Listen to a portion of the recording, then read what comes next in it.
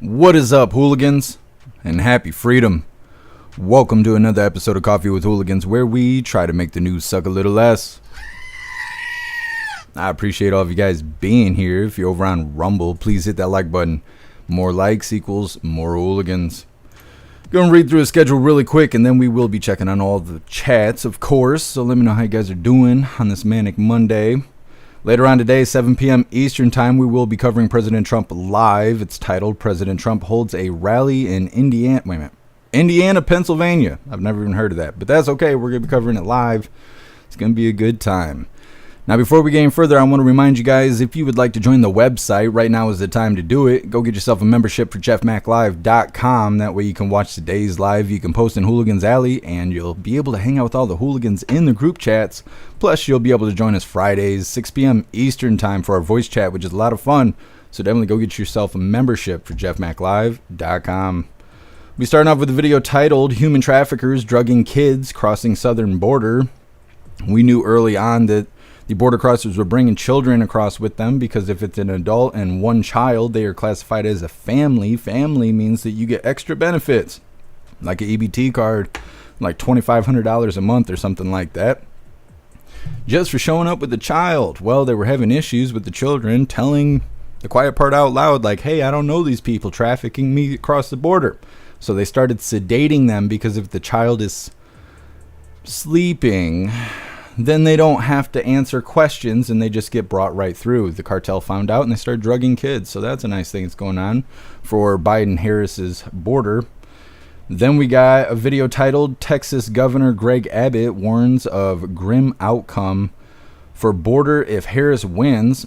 In this story, they're talking about how Greg Abbott just declared the TDA, which is the Venezuelan gang. I can't remember what it's called. It always sounds like carne asada to me, but that ain't what it is. Anyways, the Venezuelan gang that was taking over Colorado's apartment complex, they are the TDA gang, and now they are declared as foreign terrorists, according to Greg Abbott. Now, I don't think that matters anywhere outside of Texas, but at least Greg Abbott says he's going to try and do something about it. What I think is really weird about that story is they say that because of the declaration, when these individuals break the law, they could be arrested and they will be facing more than 10 years in prison. They don't really talk about deportations, though. So we'll just be paying for them to live in prison for the next decade or more. No, I'm not real excited about that. Anyways, then we got a follow-up video. It's titled, Trump Assassination Attempt, Suspect Admits Plot in Letter, prosecutors say.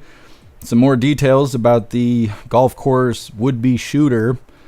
It's kind of a summary on what they've found so far, but then we have another link here.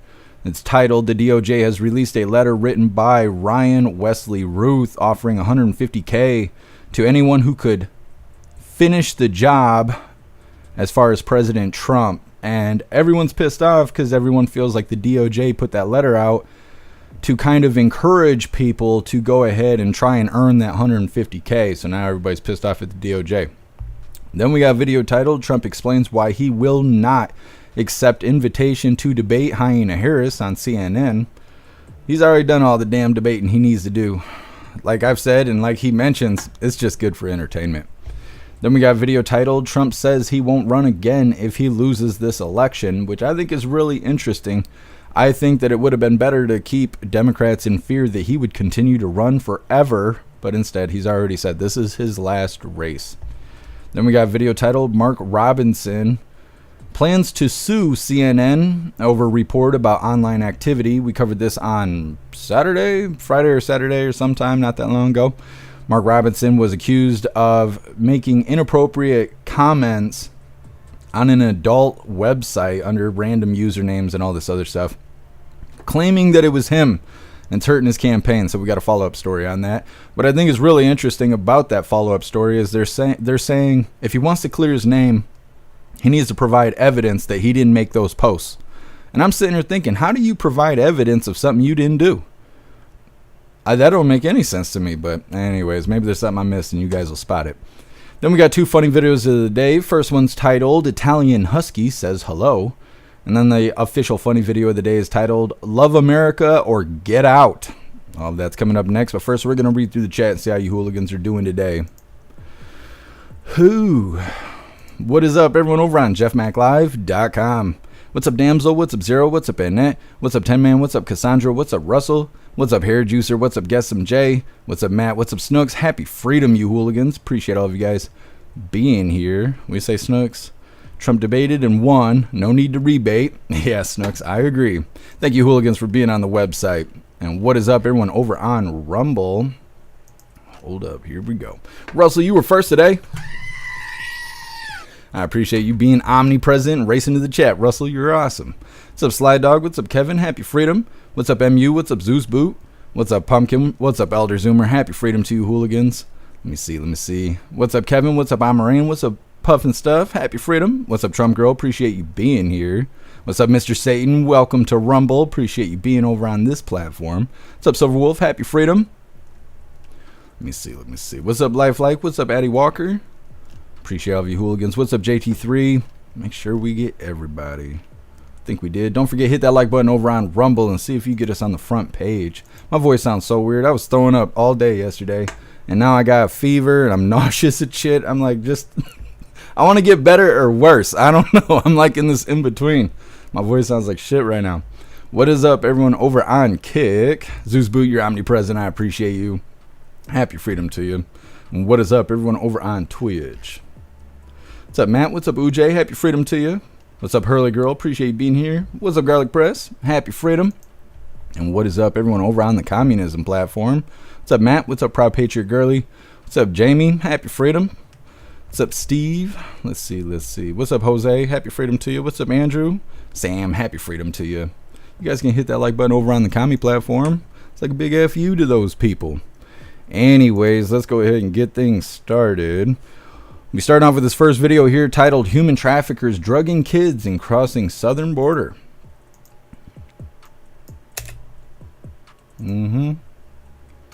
Yes. Alright, now before we get into this, I want to remind you guys we have these outraged hooligan t-shirts.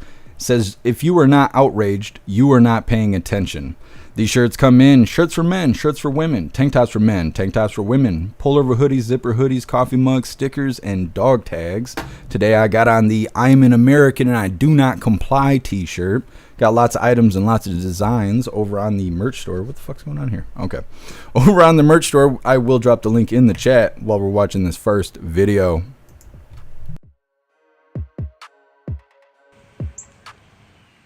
Kaylee, right? That's right. This is really disturbing. Traffickers on the border often target unaccompanied minors and vulnerable families, knowing that the children have no way of protecting themselves. And this tactic of sedating children on the border is a way that traffickers make sure that children are seen but are not heard by border authorities.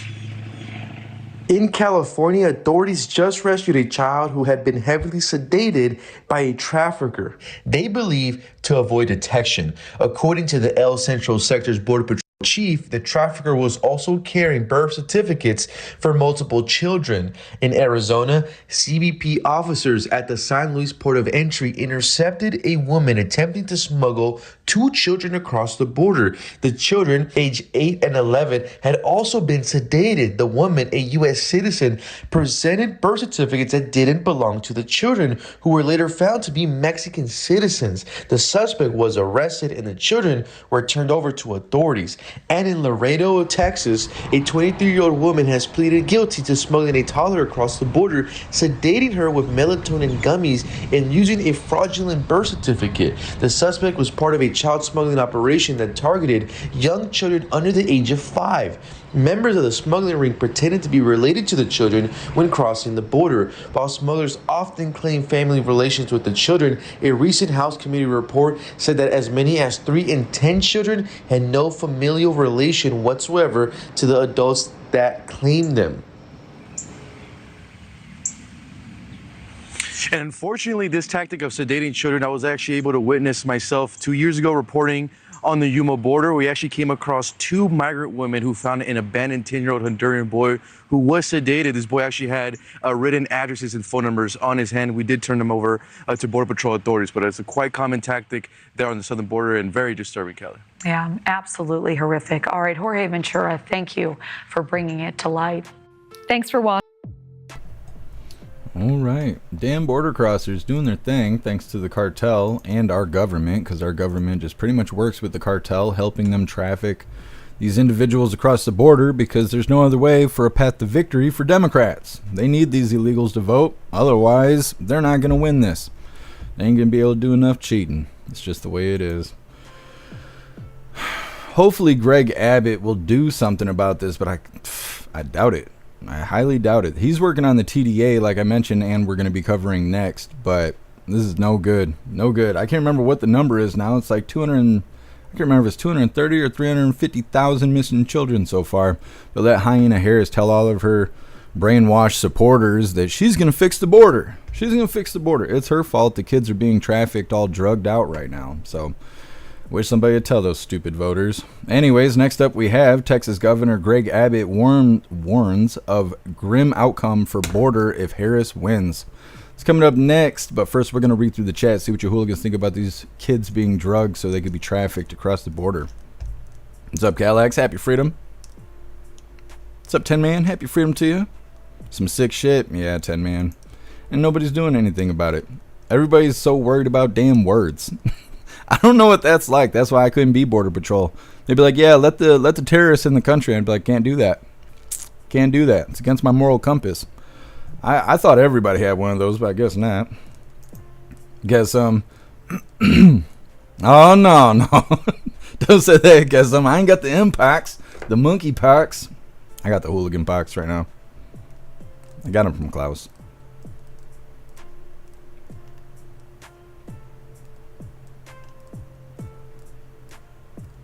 Calax, just think about the things that don't get brought to light. Yeah, Calax. Like the stuff that gets censored.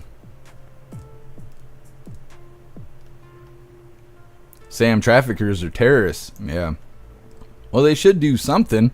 They said that there was a woman who got in trouble because she came across the border with two kids, both sedated. She had birth certificates for them, and somehow they found out that the birth certificates didn't match the kids. I don't even know how they figured that out. I can't figure that out at all. But they supposedly put her in jail. They didn't say how much time she got or anything. What they even charge her with. Yeah, Zero, I don't know what's wrong with me.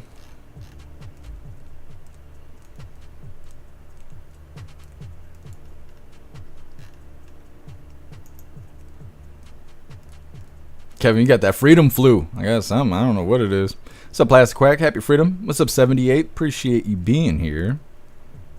Happy freedom, JT3. What's up, Black White Bull? We just got started. We just got started.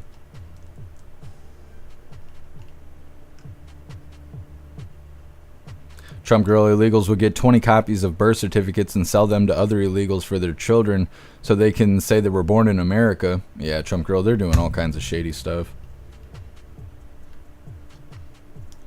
Trump girl, Mark Robinson is a good man the Dems are trying to destroy. It sounds really flimsy. They're like, oh, on this adult website, we found an account that has your exact name. It must be you. Must be you posting on this adult website. I don't know. It just sounds really flimsy.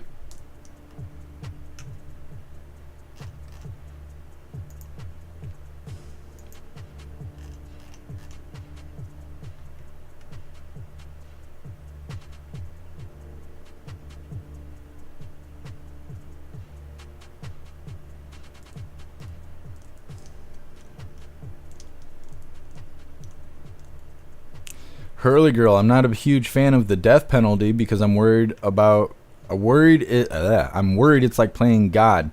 But there needs to be a huge bad repercussion for child traffickers. Yeah, Hurley girl. Well, I think it should be like state execution, stuff like that. What's up, Steve? Happy freedom. What's up, Fred? Appreciate you being here. What's up, Billy? What's up, Lone Wolf?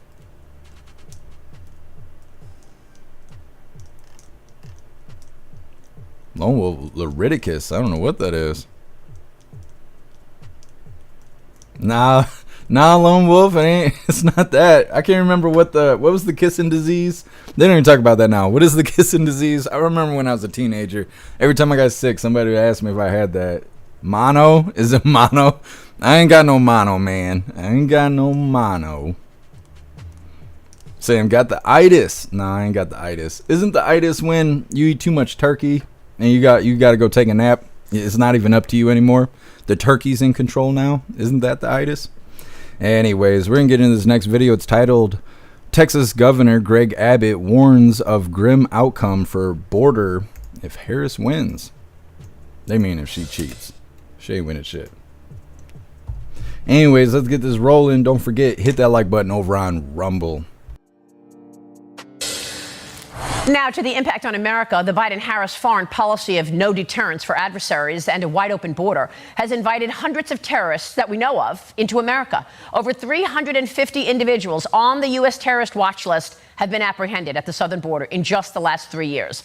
Among the most troubling, dangerous gangs from Venezuela, causing Texas Governor Greg Abbott this week to act, officially designating the Tren de Aragua Venezuelan gang a foreign terrorist threat. After the group took over an apartment building in Aurora, Colorado a few weeks ago, harassing residents, they tried to do the same thing to a hotel in El Paso, Texas last week. The governor continuing his fight to protect America's southern border and the impact of 10 million illegals entering America under the Biden-Harris administration. Joining me now with the very latest is the man himself, Texas Governor Greg Abbott. Governor, thanks very much for being here this morning. We so appreciate your time. Thank you. Please talk to us about Tren de Aragua and what moved you to designate them a foreign threat. They are known as the most treacherous international gang. Unlike the Mexican drug cartels, they actually come into countries and try to establish a base in those countries and then be able to wreak carnage with their criminal behavior. And remember this, and that is the policy by the Biden administration is to allow any Venezuelan who wants to come into our country to enter here. And because the Biden administration does not have diplomatic relationships with Venezuela, there's no background checks or background information on any of these people coming from Venezuela to the United States. And hence, it makes it so easy for this TDA Venezuela gang that's so treacherous to come to the United States and set up bases. There are bases in New York and other states across the country, and now including even in the state of Texas. My top goal is to make sure that we protect our fellow Texans, and so I declared this organization a foreign terrorist organization, organized our anti-gang units across the entire state of Texas so that law enforcement at the federal, state, and local levels prioritize this group. We identify them, we seek them out, we arrest them and put them in jail so that TDA will take their activities elsewhere. Yeah. So what can you do that you couldn't do before because you named them, designated them a foreign terrorist group? So this is an action pursuant to a law that I signed this last session in the state of Texas that gives the state some additional powers. One is to use court procedures that will accelerate the process going after them. Another that will allow the seizure of any type of property that TDA has in the state of Texas. A third is one that increases criminal penalties against them so that when we do arrest them, they will be behind bars sometimes with mandatory minimum sentences of at least a decade or more. Governor, what do you think the policies will be at the border if Kamala Harris wins this election? She's done a lot of flip-flopping, as you know, from fracking to the border, and she claims that she will protect the border. Of course, we know she hasn't done so in the last 3.5 years, but what would you expect should she win this race? So you can expect what she's done as vice president. You can expect what she articulated when she first ran for president, and that is she supports eliminating illegal immigration as a crime. She supports giving magnet-drawing immigration policies such as free health care to people crossing the border. She believes in eliminating ICE. This would be the most destructive border policy ever, making Biden's border policy actually even look good. And so as bad as illegal immigration is already, it will be far worse under a Harris administration. Yeah, and you know, they're boasting about the fact that the numbers are down from the highs. I mean, at the highs, what we were talking about, 8,000 people a day coming through the border there in Texas. But those numbers are down. What we don't talk about is the fact that oftentimes they're down because this administration has decided to start flying them in, right? They're putting them on planes, flying them to swing states across the country. Well, you are true, but let's be clear about something else. So they're claiming that the numbers are down because of Biden's executive order in June. The reality is, because of action that Texas took, they began going down last year. Right. Because Texas represents 2/3 of the border, because we reduced illegal immigration by about 85% in the state of Texas, of course, the border numbers are going to be down. But you mentioned something else that not enough Americans know, and that is another reason why the crossings at the border are down is because Biden is flying them across the border and then moving them to cities across the entire United States. Extraordinary, simply extraordinary. Governor, real quick on this gang, what do you see in Texas in terms of the Tren de Aragua? I know that there are plenty of stories of these individuals running around New York City as well, doing petty crimes. But what's the worst of it? What have you seen? Well, one of the worst parts of it is the Tren de Aragua gang were involved, allegedly, in the shooting and the attack and the assault of those New York police officers. Right. They were involved in the killing of Laken Riley. And so these are very treacherous, dangerous, and murderous gang members, and we must stop them in their tracks right now. Governor, thank you so much for your leadership. Great to talk with you this morning, sir. Thank you. Well, we'll see if we can even feel the crackdown of the TDA gang now that Greg Abbott's made these changes, declaring them as foreign terrorists. The thing is if they're flying them into the country, which we already know they are, if they don't land in Texas, this doesn't change anything. It only matters if they go through Texas. Which, I mean, it's kind of a good thing, because for a while, Greg Abbott was just bussing them out of Texas so they would become someone else's problem. And a lot of people didn't like that. I see people today bitching about that stuff, and that hasn't been happening for a while, because I want to say they stopped the buses that were going to New York, and that was the main place they were sending them. Now they're being flown in, and Texas is arresting them and putting them in prison for 10 years or more, where we will be paying for them to survive in prison, which sucks. Shouldn't be that way. And I was thinking, how come they're not talking about deportation? Yeah, that's great. You're going to arrest them and give them 10 years, but then what? You're going to release them back into the public here? Well, maybe we'll have a better border policy in 10 years. So when they release them from prison, maybe they'll actually deport their ass and they'll stay on that side of the wall. They won't come back in, because right now if they deport them, they'll just come back in. They'll just cross that line again. It's a bunch of nonsense. We got to close the border, and they don't need to pass a bill to do it. We just got to get the Orange Eagle in office, so we got to go out there and vote November 5th. Make sure we get President Trump back in the Oval Office. Next up, we have Trump assassination attempt. Suspect admits plot in letter, the prosecutors say.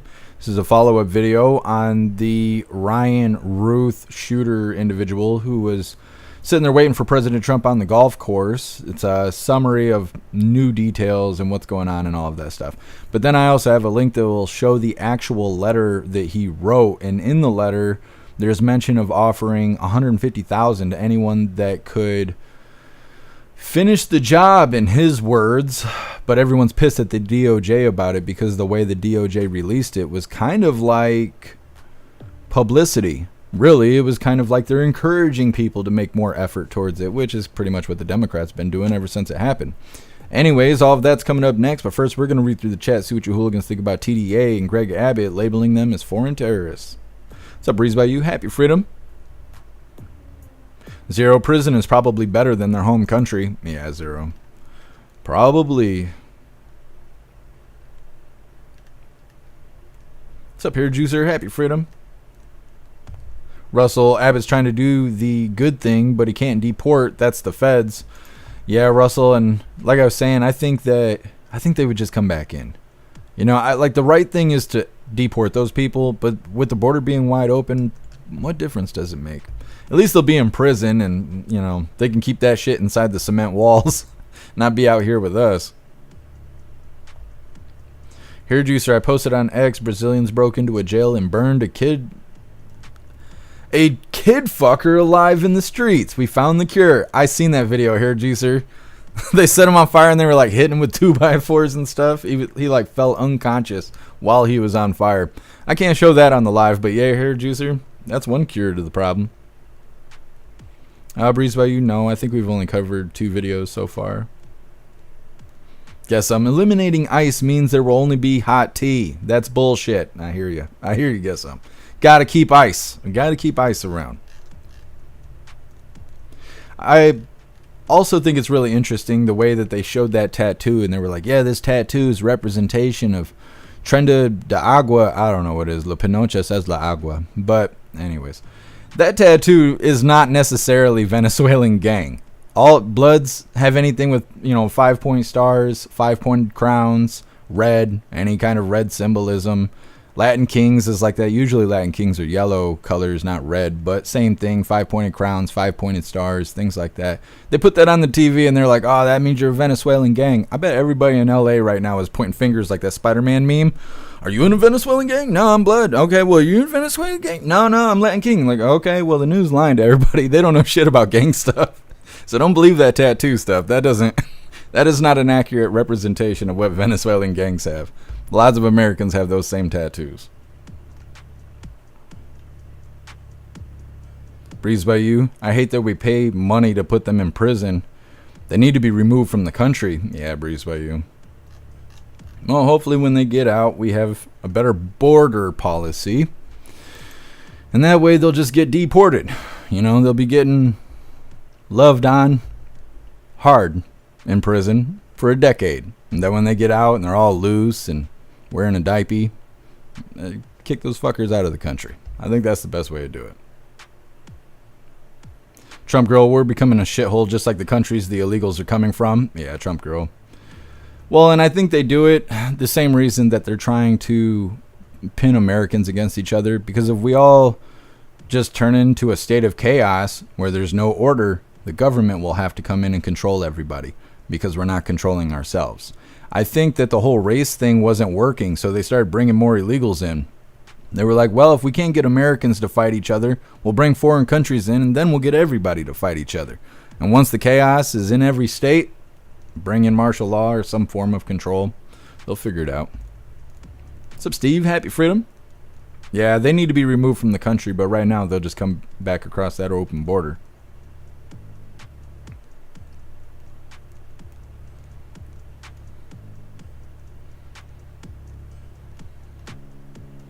Bobby, all you need is salt and pepper and your neighbor's ass will taste better. Or she could wash it. Never mind, we're talking about different things.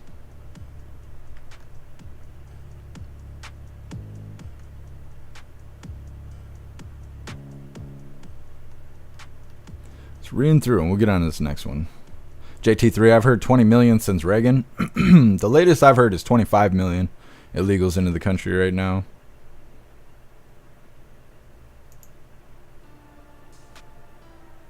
What's up, Pag? Happy freedom. Abbott's a lying piece of shit. Why do you think that? What's up, Raybon? Happy freedom. What's up, Irish? Appreciate you being here. Hurley girl, I don't want these assholes in jail. I work too hard for my monies, and I don't want my taxes to pay for these disgusting people. Yeah, Hurley girl. I know. They shouldn't be here in the first place, let alone sitting in our jails for the next few decades.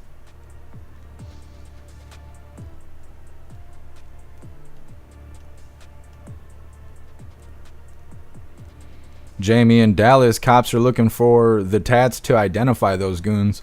They'll have a hard time because they lie. When I used to go to jail, they used to ask me about my tattoos and stuff and suggest things that aren't true and all that. I grew up around gangs and stuff like that. I know what the symbols look like. I know what they mean. And so being lodged in jail, you figure a lot of this stuff out that the cops don't know anything. They don't know shit because the only way they know anything is if somebody tells. And when you're affiliated, you can't tell. And if you do, they'll get you. It doesn't matter if you're in jail or not. They'll get you. And sometimes it ain't even other gang members. They'll have COs that they got leverage over. And CO will put you in a dangerous position where you just die at the hands of another inmate. And everybody acts like they don't know what happened. And what happened is you were talking too much when you got lodged. That's what happened. So because of that, the police don't know anything, and the things they do know are wrong. They're inaccurate. So looking for gang tattoos, it's like finding shell casings in the woods and try and pin it on somebody. Like hunters don't be in the woods, shooting rounds. So I don't know. It's for me to hear that, oh yeah, cops are looking for tattoos. That sounds like they don't have a leg to stand on. They're just trying to tell the public, we're looking. Yeah, but you don't know what you're looking for. They don't have any real answers. They're just saying that bullshit.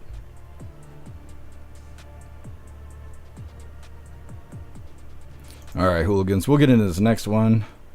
Says we're going to play, well, the second one's not a video, but we'll put these two back to back. The first one is Trump assassin attempt. Suspect admits plot in letter, says the prosecutors. And then we will pull up the actual letter itself, where Ryan Ruth is basically offering $150K to anybody who can walk his footsteps. Now, before we get into this, I want to remind you guys, if you would like to participate in Free Speech Saturday, make sure you post all of your memes over on Discord or on jeffmaclive.com. Just hop in the group chats on either platform. You'll see the tabs labeled memes. Drop what you got and we'll shout you out as we're making Saturdays more fun. So right here is going to be a little summary on the updates. And then they're going to refer to this letter, but they don't show you the letter. But that doesn't matter because I went and found it on my own. So we're going to see it regardless. Don't forget, hit that like button and let's get this rolling. With that breaking news, Ryan Routh, the suspect in the second assassination attempt against former President Trump, has now released a letter talking about what he was doing that day. This is a written note submitted as part of the government filing today. Routh says, quote, "Dear world, this was an assassination attempt on Donald Trump, but I am so sorry I failed you," adding that he believes Trump is unfit to be anything, much less a president. He is expected in court within the next couple of hours for a pre-trial detention hearing. Routh is facing 2 federal gun charges. More serious charges are possible as federal investigators scour his electronics and other evidence. Here now is Dave Ehrenberg, state attorney for Palm Beach County, Florida. Pretty shocking message in this handwritten letter now coming out from the suspect in this case. What do you make of this, Dave? That's real news, Marnie, for a few reasons. First, it means that he's not getting bond today. He's going to be stuck in pretrial detention until the trial. Also, it means now it's more likely that at some point the feds will charge him with something more serious than this current charges, perhaps attempted assassination of a former president, perhaps attempted murder of a major presidential candidate, because the biggest obstacle was proving his intent, and just the fact that he was stopped by Secret Service before he can get a shot off. Even though that was a good thing, that actually works against prosecutors trying to establish this guy's intent. Well, he just made his confession, and that's going to come back to haunt him, because now I do think it makes it more likely that the feds could charge him more serious crimes. So this is going to work against him in various ways. And another way is that it undermines his insanity defense. I think that probably was going to happen, that he was going to use an insanity defense if this ever goes to trial. But the words he used shows that he knew what he was doing. This was premeditation. This was thought out. This wasn't just a guy just decided to do something crazy. He didn't know the difference between right and wrong. He's apologizing for not doing it and hoping someone else does it, and then he fled. So it looks like he did know that what he did was wrong and against the law. So this letter really hurts him in many ways. Right. And it's really dangerous, Dave, because he says not only did I fail you, but he's offering a reward for anybody who can finish the job. How alarming is this now for the general public and for former President Trump and his team, along with the Secret Service?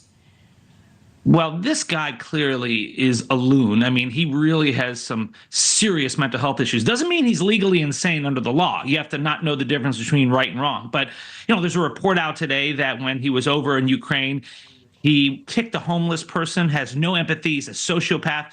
People are coming forward and describing their experiences with him. So, yeah, no, his elevator doesn't go to the top floor, but it doesn't mean he's insane. And as far as protecting the former president, yeah, the protection is going to have to be stepped up, especially as it gets closer to the election. The golf course where he golfs has some holes in the trees, and you can have a sort of a more of a direct view of the former president when he's golfing. Now, fortunately, here you have the Secret Service, who came and saw this guy before a tragedy happened. They're the ones who opened fire, according to all reports, not the suspect. So the Secret Service here really did their job. What's going to happen, Dave, in court now, and especially given this new development?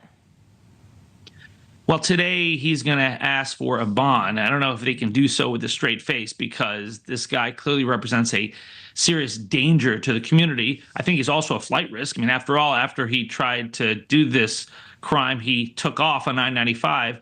So I think that there is a zero chance that the federal magistrate will give him pretrial release. He is not going to be let out on bond. I'd be shocked if it happened. And then he'll have his arraignment a week later where he'll plead not guilty, and then it will move towards trial unless there's a plea agreement. Now, in the meantime, I do expect that the feds will add on perhaps some additional charges, including the charges we've discussed earlier, based on this note. Thank you for watching. Go to News Nation now. All right, like I said, they do not show you the note, but I will.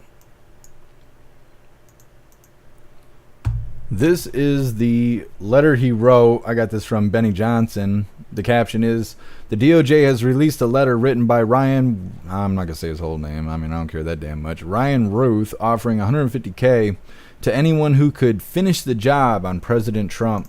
Like I said, a lot of people are pissed off because they look at this like the DOJ is passing his message on.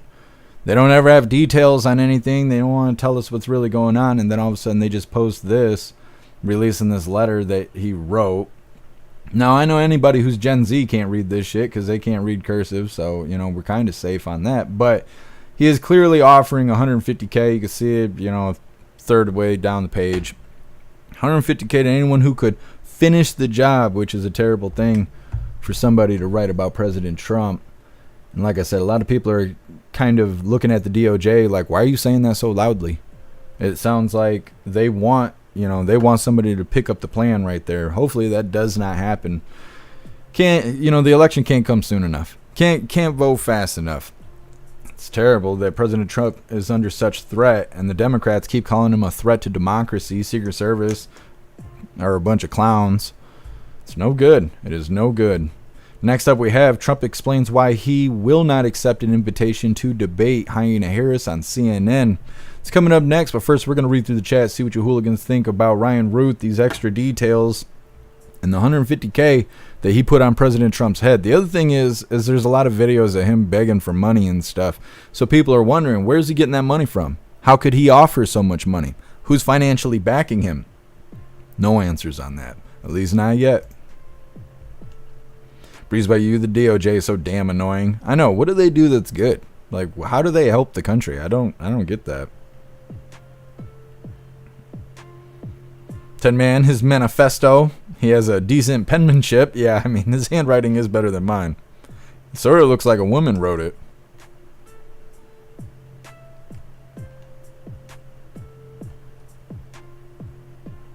Guess I'm better ask for bond and KY. I can't believe that they're even offering him bond. They got those lame charges. And this all seems like it's being handled all ass backwards. They're saying, oh, well, with him writing a letter, now they're going to be able to give him more charges than the 2 lame charges they gave him. That doesn't make sense. Usually, they throw all these charges at you up front, and then they try to get the prosecutor to make as many stick as possible. You'll have a single arrest, you get pulled over, they figure out a way to arrest you, and in that process, they'll try and hit you with 6, 7, 8 different things because you did one thing wrong. But then when it comes to court, they end up throwing half of it out because they can't pin it on you because they don't have enough evidence of it. In this case, they only charged him with 2 things. Neither of them was an assassination attempt or attempted murder. I don't believe that was on the list. And they're like, well, there might be more charges later. I've never seen a court case like that. Never. Now when it's criminal court, generally you get all your charges up front and half of them don't stick. I mean, unless you were really out there messing up or you told on yourself, one or the other. But this seems like some kid gloves. Seems like he's getting some soft-handed treatment. And like the lawyer was saying, or whoever that was, prosecutor or whoever, he's like, oh yeah, there's 0 chance he'll get bail because of the letter and the fact that he fled when, the Secret Service was shooting at him and stuff. There's no chance he'll get bond. He's a flight risk. Maybe in a just court, but when was the last time we seen that? Nothing's fair anymore. They'll give him a Democrat judge who's excited about his attempts. They might even let him out without paying bond. They'll just give him a free PR bond or something like that. Let him out for free. Stupid. It's hard to say. World's a dangerous place right now. I know that. Guess some. Whoa, he's got titties. I seen someone on Rumble saying that too. I must have missed it. And it looks like a Looney Tune. He does. He looks like a crazy person. He looks like someone's pissed off aunt. Breezed by you, the FBI and the DOJ and Democrats are backing the assassins. Yeah, one way or another, directly or indirectly, they definitely support what's going on here because they are not lifting a finger to stop it.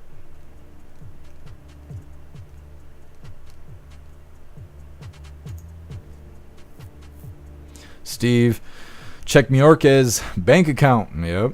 Find the trail there, I'm sure. Prison hug, the Dems want him released and driven to Mar-a-Lago. I know. They'd be calling the Uber and paying for it up front and everything.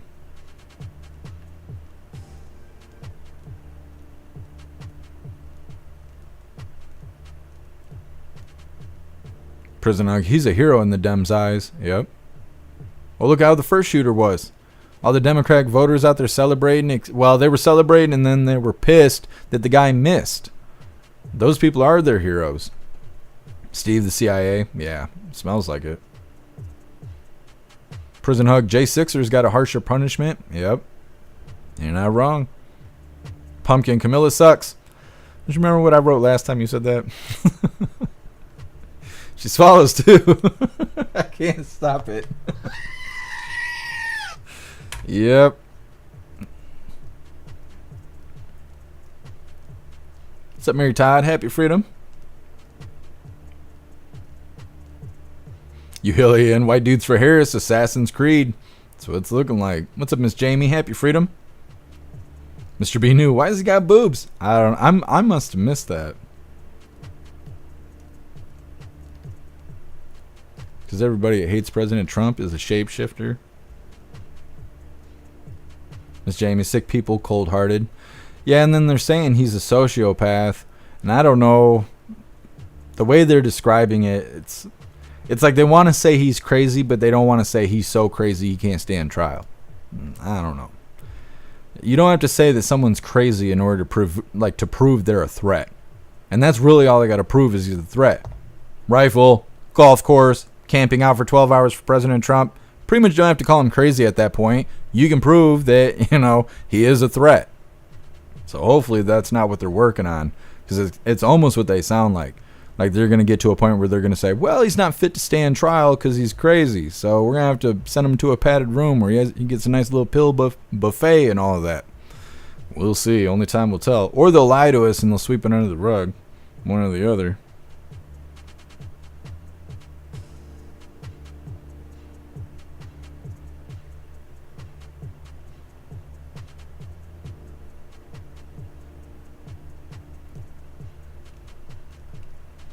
Pag, you don't like Greg Abbott because the border's open? El Paso. The Eagle Pass, where the Fed boys were fighting Greg Abbott? Is that what you're talking about?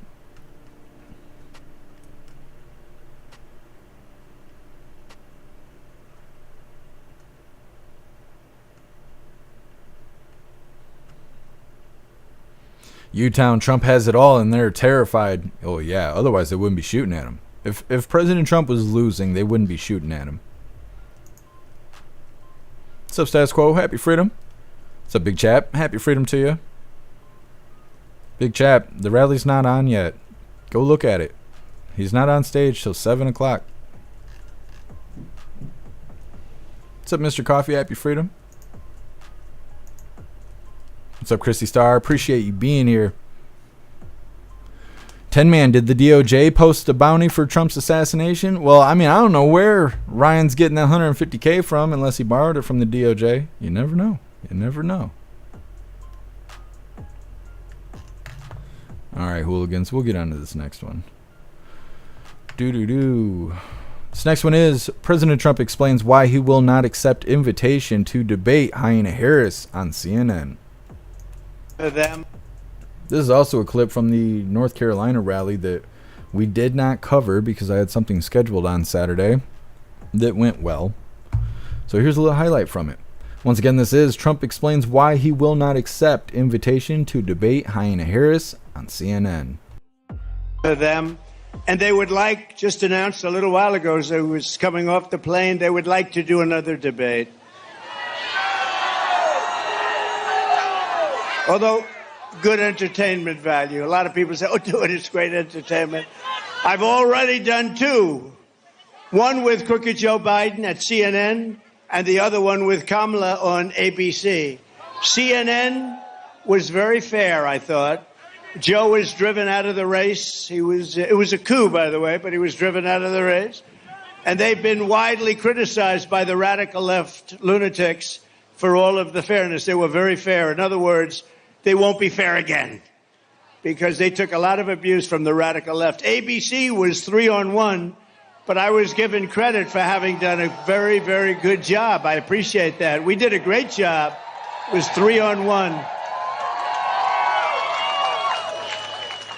The problem with another debate is that it's just too late. Voting has already started. She's had her chance to do it with Fox. You know, Fox invited us on, and I waited, and they turned it down. But now she wants to do a debate right before the election with CNN because she's losing badly. You know, it's like a fighter. She sees the pulse. She sees what's happening. She's losing badly, but it's like a fighter who goes into the ring and gets knocked out. The first thing he says is, I want a rematch. I want a rematch.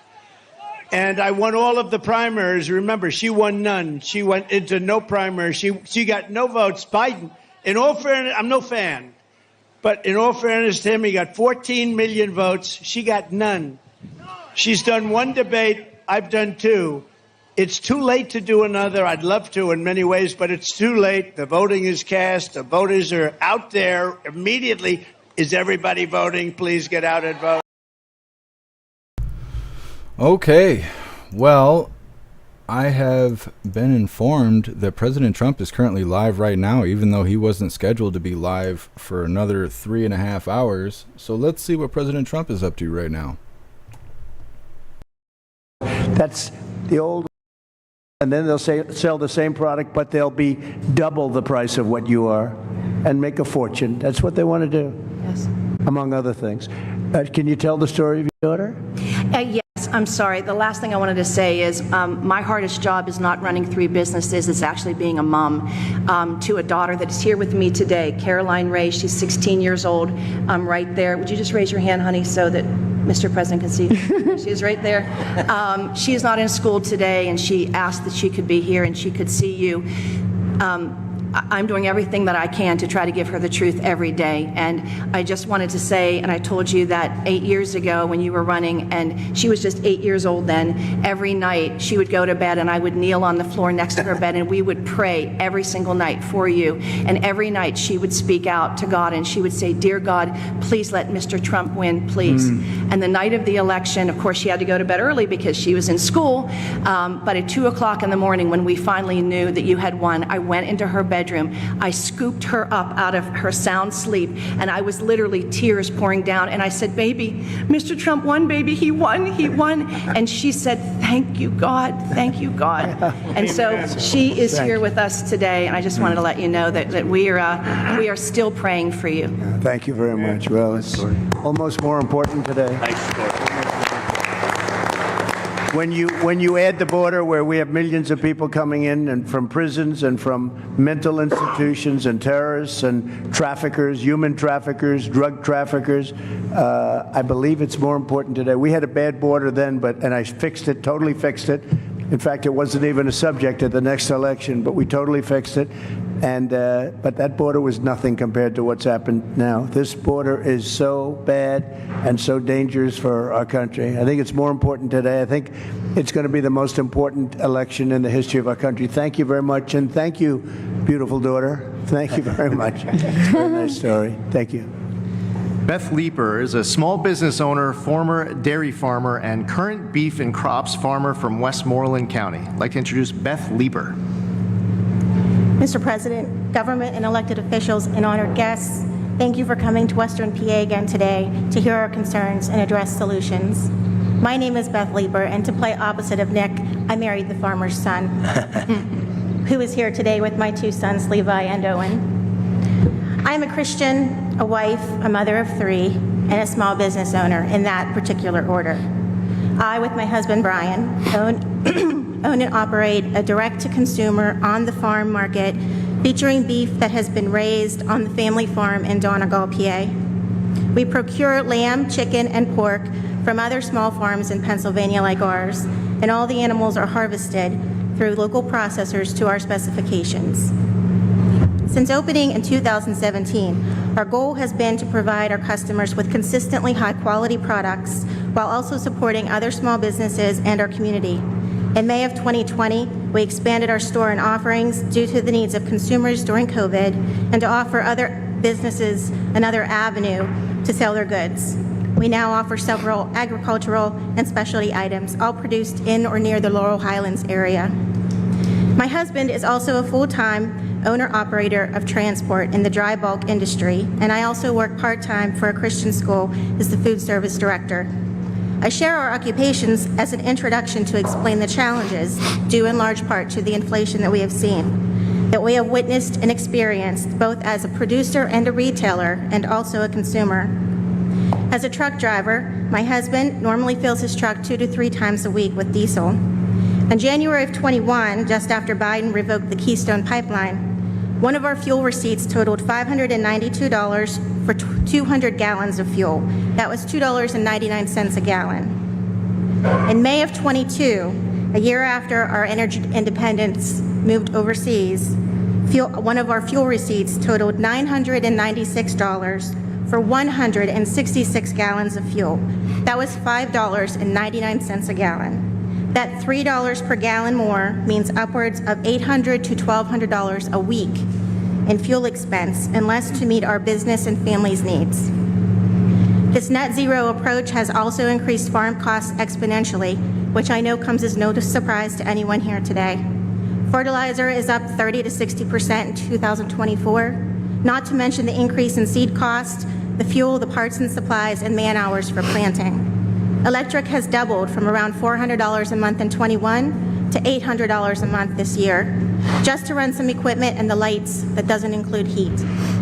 In 2023, feeder calf prices reached an all-time high, coupled with the increase in other commodities and prices to farmers not keeping up. This equals very small profit margins, and therefore, we have been purchasing a fraction of the feeder cattle that we have the capacity to feed. Our farm currently feeds out approximately 70 to 100 head of cattle, and that is reduced from 180 to 200 head just 2 to 4 years ago. But we have the capacity to feed upwards of 400 to 500. Actually, we are currently feeding only enough to satisfy our direct-to-consumer base, as it remains somewhat constant. The seasonal tourism of camping and skiing in the Laurel Highlands contributes to our sales, and we are located in the heart of the Laurel Highlands. I handle all of the customer relations for our on-the-farm market, and our customers often share their concerns with me. These are some of the things I hear most often. I really don't eat a lot of beef anymore. It costs too much. I can't afford to purchase a whole animal this year. What smaller packages do you offer? We are visiting from out of town. We don't have any places like this where we are from. And recently, the thing I've heard the most is I used to purchase bulk beef from a farmer nearby, a friend, a relative, but they don't have cattle anymore. Just last week, a local dairy in operation for over 65 years announced the closure of their bottling operations due to rising costs of supplies and down demand. Other farms in the area have declared bankruptcy or sold off property and downsized. I can't even get started on the detrimental effects that the weather has had on the vegetation in our region this year.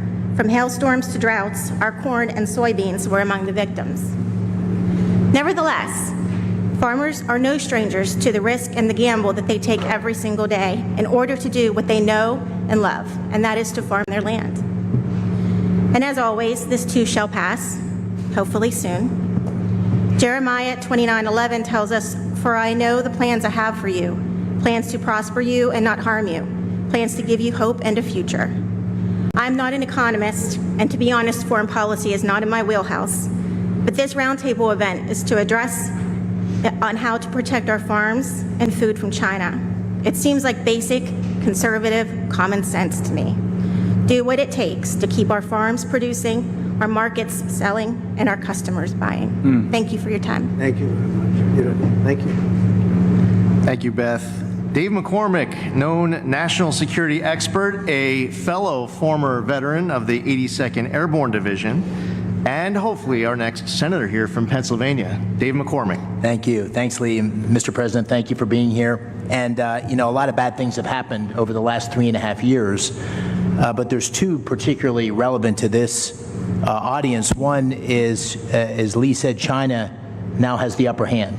China is our adversary, smells weakness in all of its relationships with the United States because of the weak policies of Harris, Biden, and Bob Casey, who's been a 98% vote. Right. The second bad thing that's happening is our family farms, as you're hearing, our farms across Pennsylvania are struggling. Agriculture is the biggest industry in Pennsylvania. We have 52,000 farms. And under the Biden, Harris, Casey administration, it's been a disaster.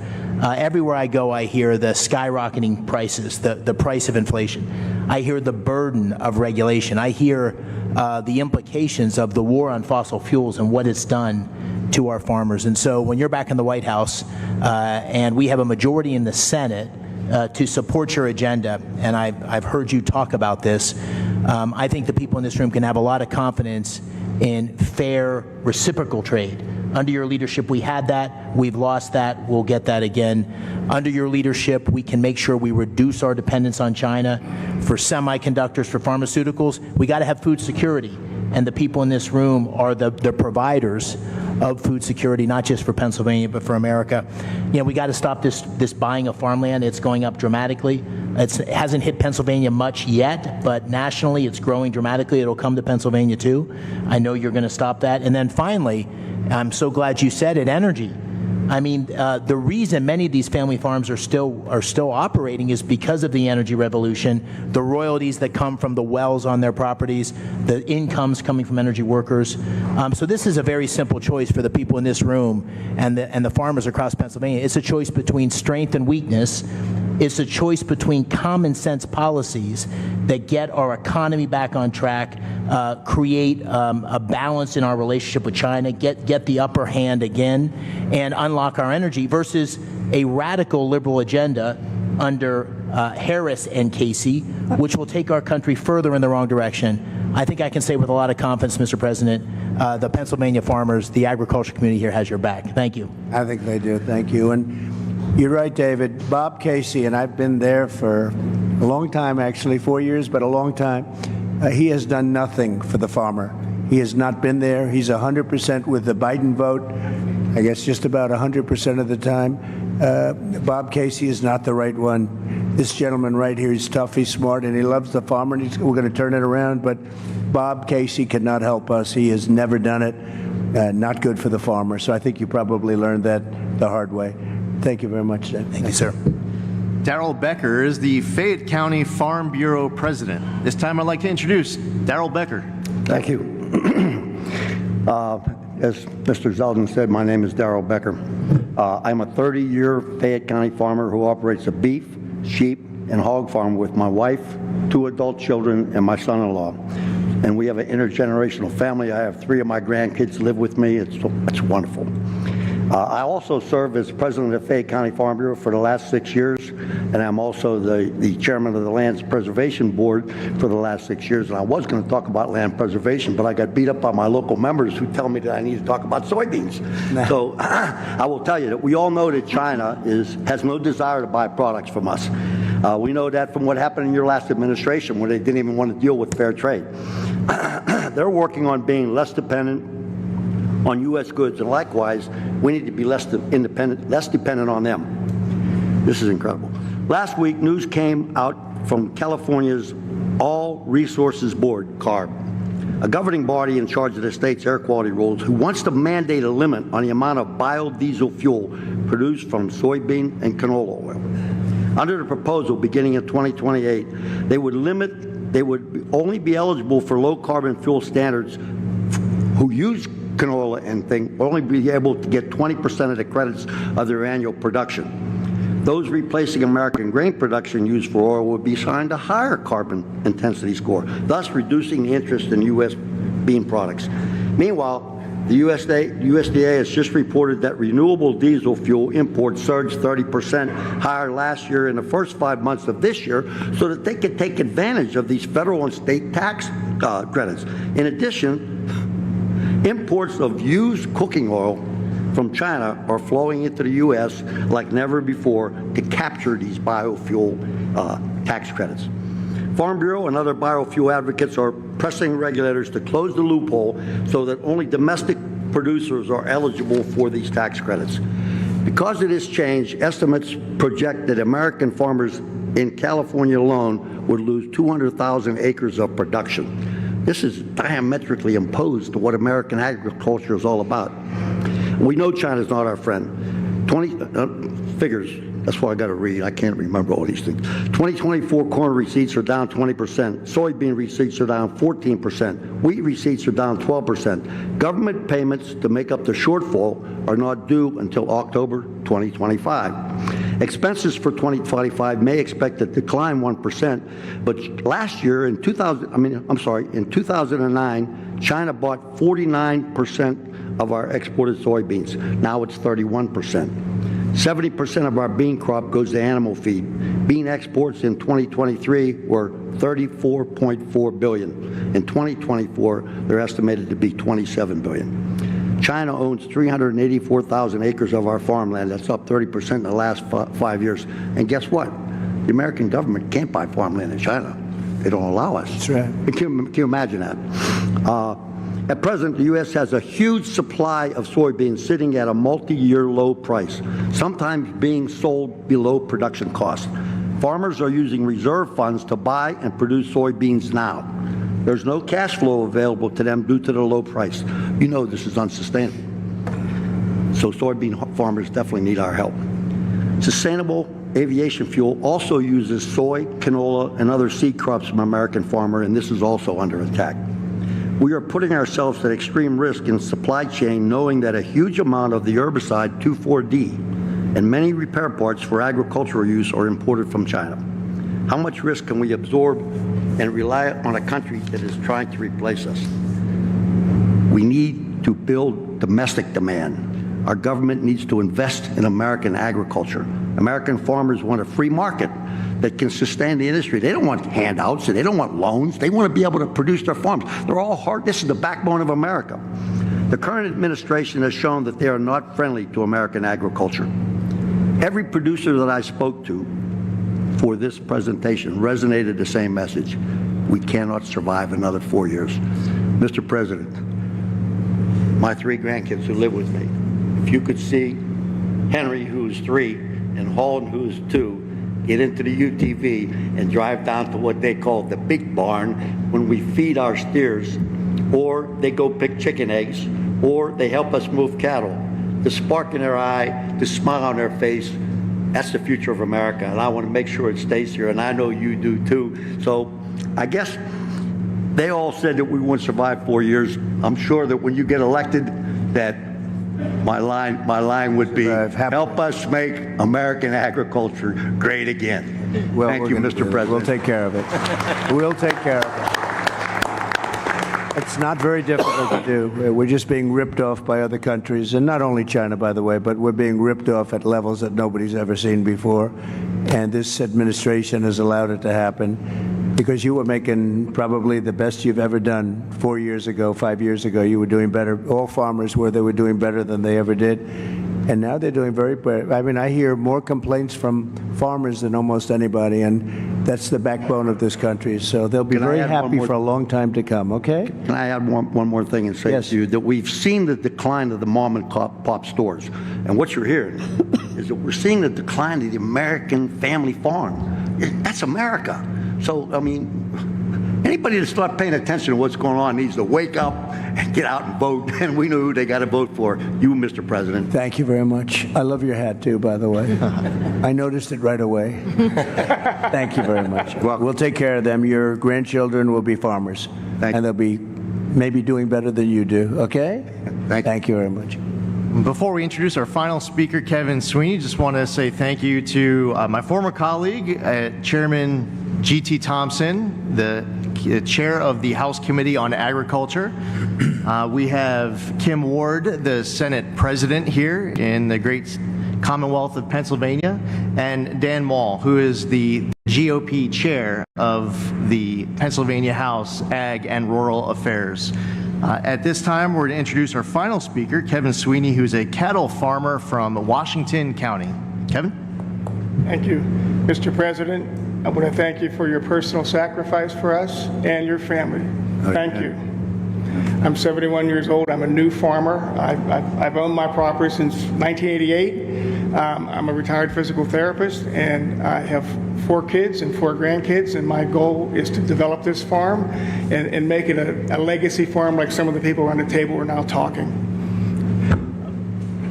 I raise beef and sell hay. That's all I can do. My soil is type 7 soil. The USDA has a soil map of the entire country. That soil is only good for raising grass and beef, and maybe grow some trees for timber.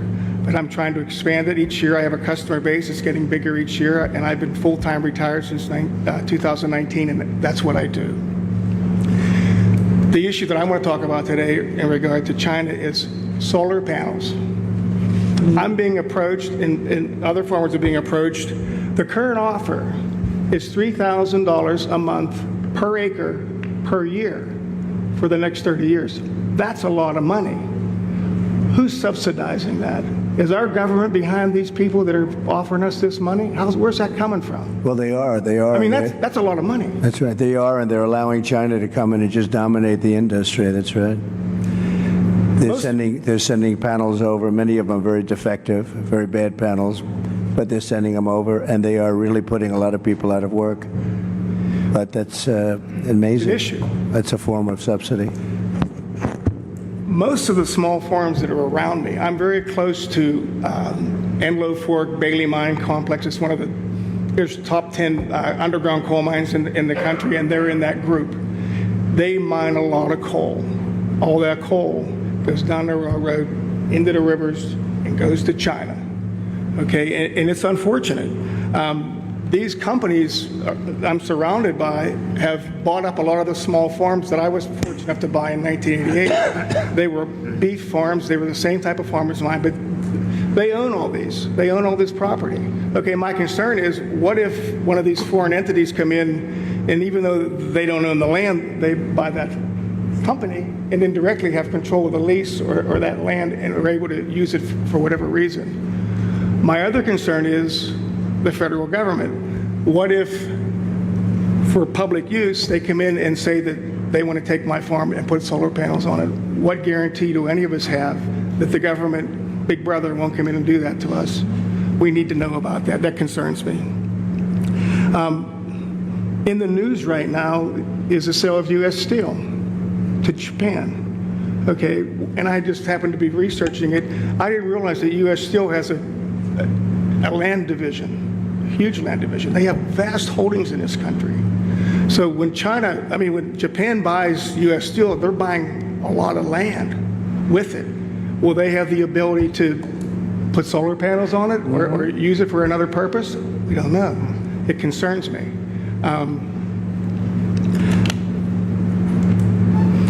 U.S. Steel also owns a lot of coal mines and iron ore mines, which I didn't realize. They have all these iron ore mines out west.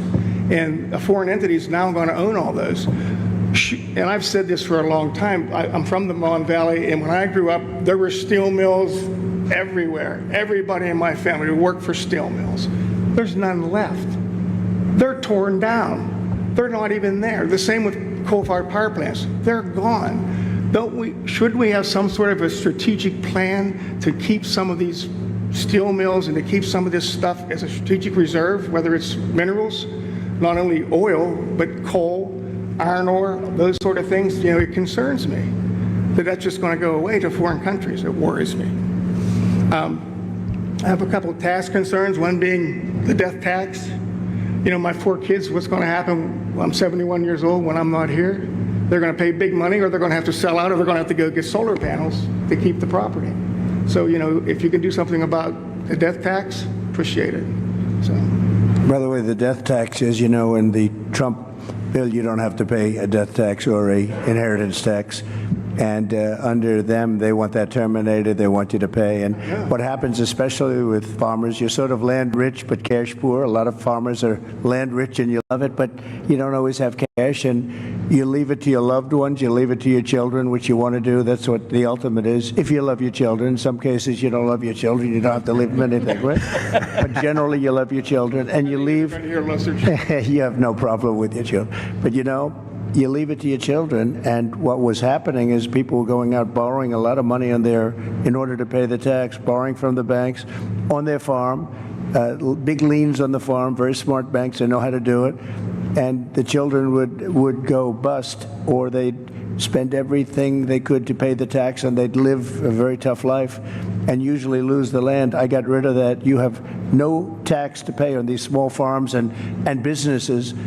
And it's a great thing. Nobody talks about it much. The fake news doesn't ever talk about it, but it's a tremendous factor. And I mean, it was one of the things that I was happiest about, because literally farmers are going out of business. Children, they take the farm from their parents and they have to go out borrow a lot of money, and they can't afford to do it, and they can't pay the interest rates. They end up losing the farm over a short period of time. So we got rid of the estate tax or the death tax, and now it will come back under play under Comrade Kamala. That's what happens. That's not good. What about our capital gains tax? Are we going to keep that down? Well, that's the worst. I mean, they have unrealized capital gain. How about that? Yeah, how about that? Unrealized. So they want to give you a capital gain if the value of your land goes up. Nobody's ever heard of it before. It's a communist thing, It's a communist thing. It's unrealized capital gain. You have every business person, every company leaving this country. It's called an unrealized capital gain. And it's a concept that's been talked about for years. I don't know if any country has even done it, but she wants to do it here. And, come to think of it, now that I'm with farmers, it'll affect farmers probably worse than anybody. We have all the minerals under us, which we own, and they're going to put a value on those. And even though we haven't taken them, who's going to make a lot of money? Appraisers, lawyers, and accountants. Well, I have two accountants. Two of my sons are accountants. They'll be very happy. It's crazy. I have some expenses regarding fuel, okay? And I had the opportunity to call up my fuel provider last Thursday when I found out I was going to be here. And I'll just give you a couple of numbers. Use a fair amount of off-road diesel. Off-road diesels come down in price, surprisingly, in the election year. Right now, 2024, I can buy off-road diesel for $2.95 a gallon, okay? In 2020, $1.86. Regular diesel, I use for my truck. It has a road tax and stuff on it. It's around $4.50 a gallon now. Back in 2020, it was around $2.80. Non-ethanol gasoline, ethanol gasoline. As much as we want to have ethanol, it's not good for small equipment, chainsaws, and all the small equipment. It eats up the carburetors. It's really not a good thing to have in small equipment. And so I use non-ethanol gas. Right now, it's $4 a gallon. 2020, it was around $3.15, so it's gone up. Propane I use to heat with, it stayed about the same. It was $1.97 a gallon in 2024, and in 2020 it's $1.65. But the other thing, I lime my fields, because the pH, is low. You got to have a certain pH to grow good grass, just like the golf course. You understand that part. Anyways, just recently I had an arrangement to have some delivered and spread. It was $45 or $50 a ton. They call me up. Well, there's been a price increase. It's $70 a ton now, just out of the clear blue. It's increased my expense. Fertilizer was $600 a ton. I'm paying $1,000 a ton for fertilizer now. I mean, it's just costs are out of control. Terrible. The only thing that helps me is the fracking and the money that I was able to get from that. It's allowed me to keep my equipment. It's allowed me to buy another farm adjacent to me. And I'm hopeful that the fracking continues, and I know it will. And I'm hoping we get more of it so that my kids won't have to be forced at my demise to sell the farm to pay the tax. You'll be around a long time. Don't worry about it. Thank you. But it will not continue. I'm not a worrier.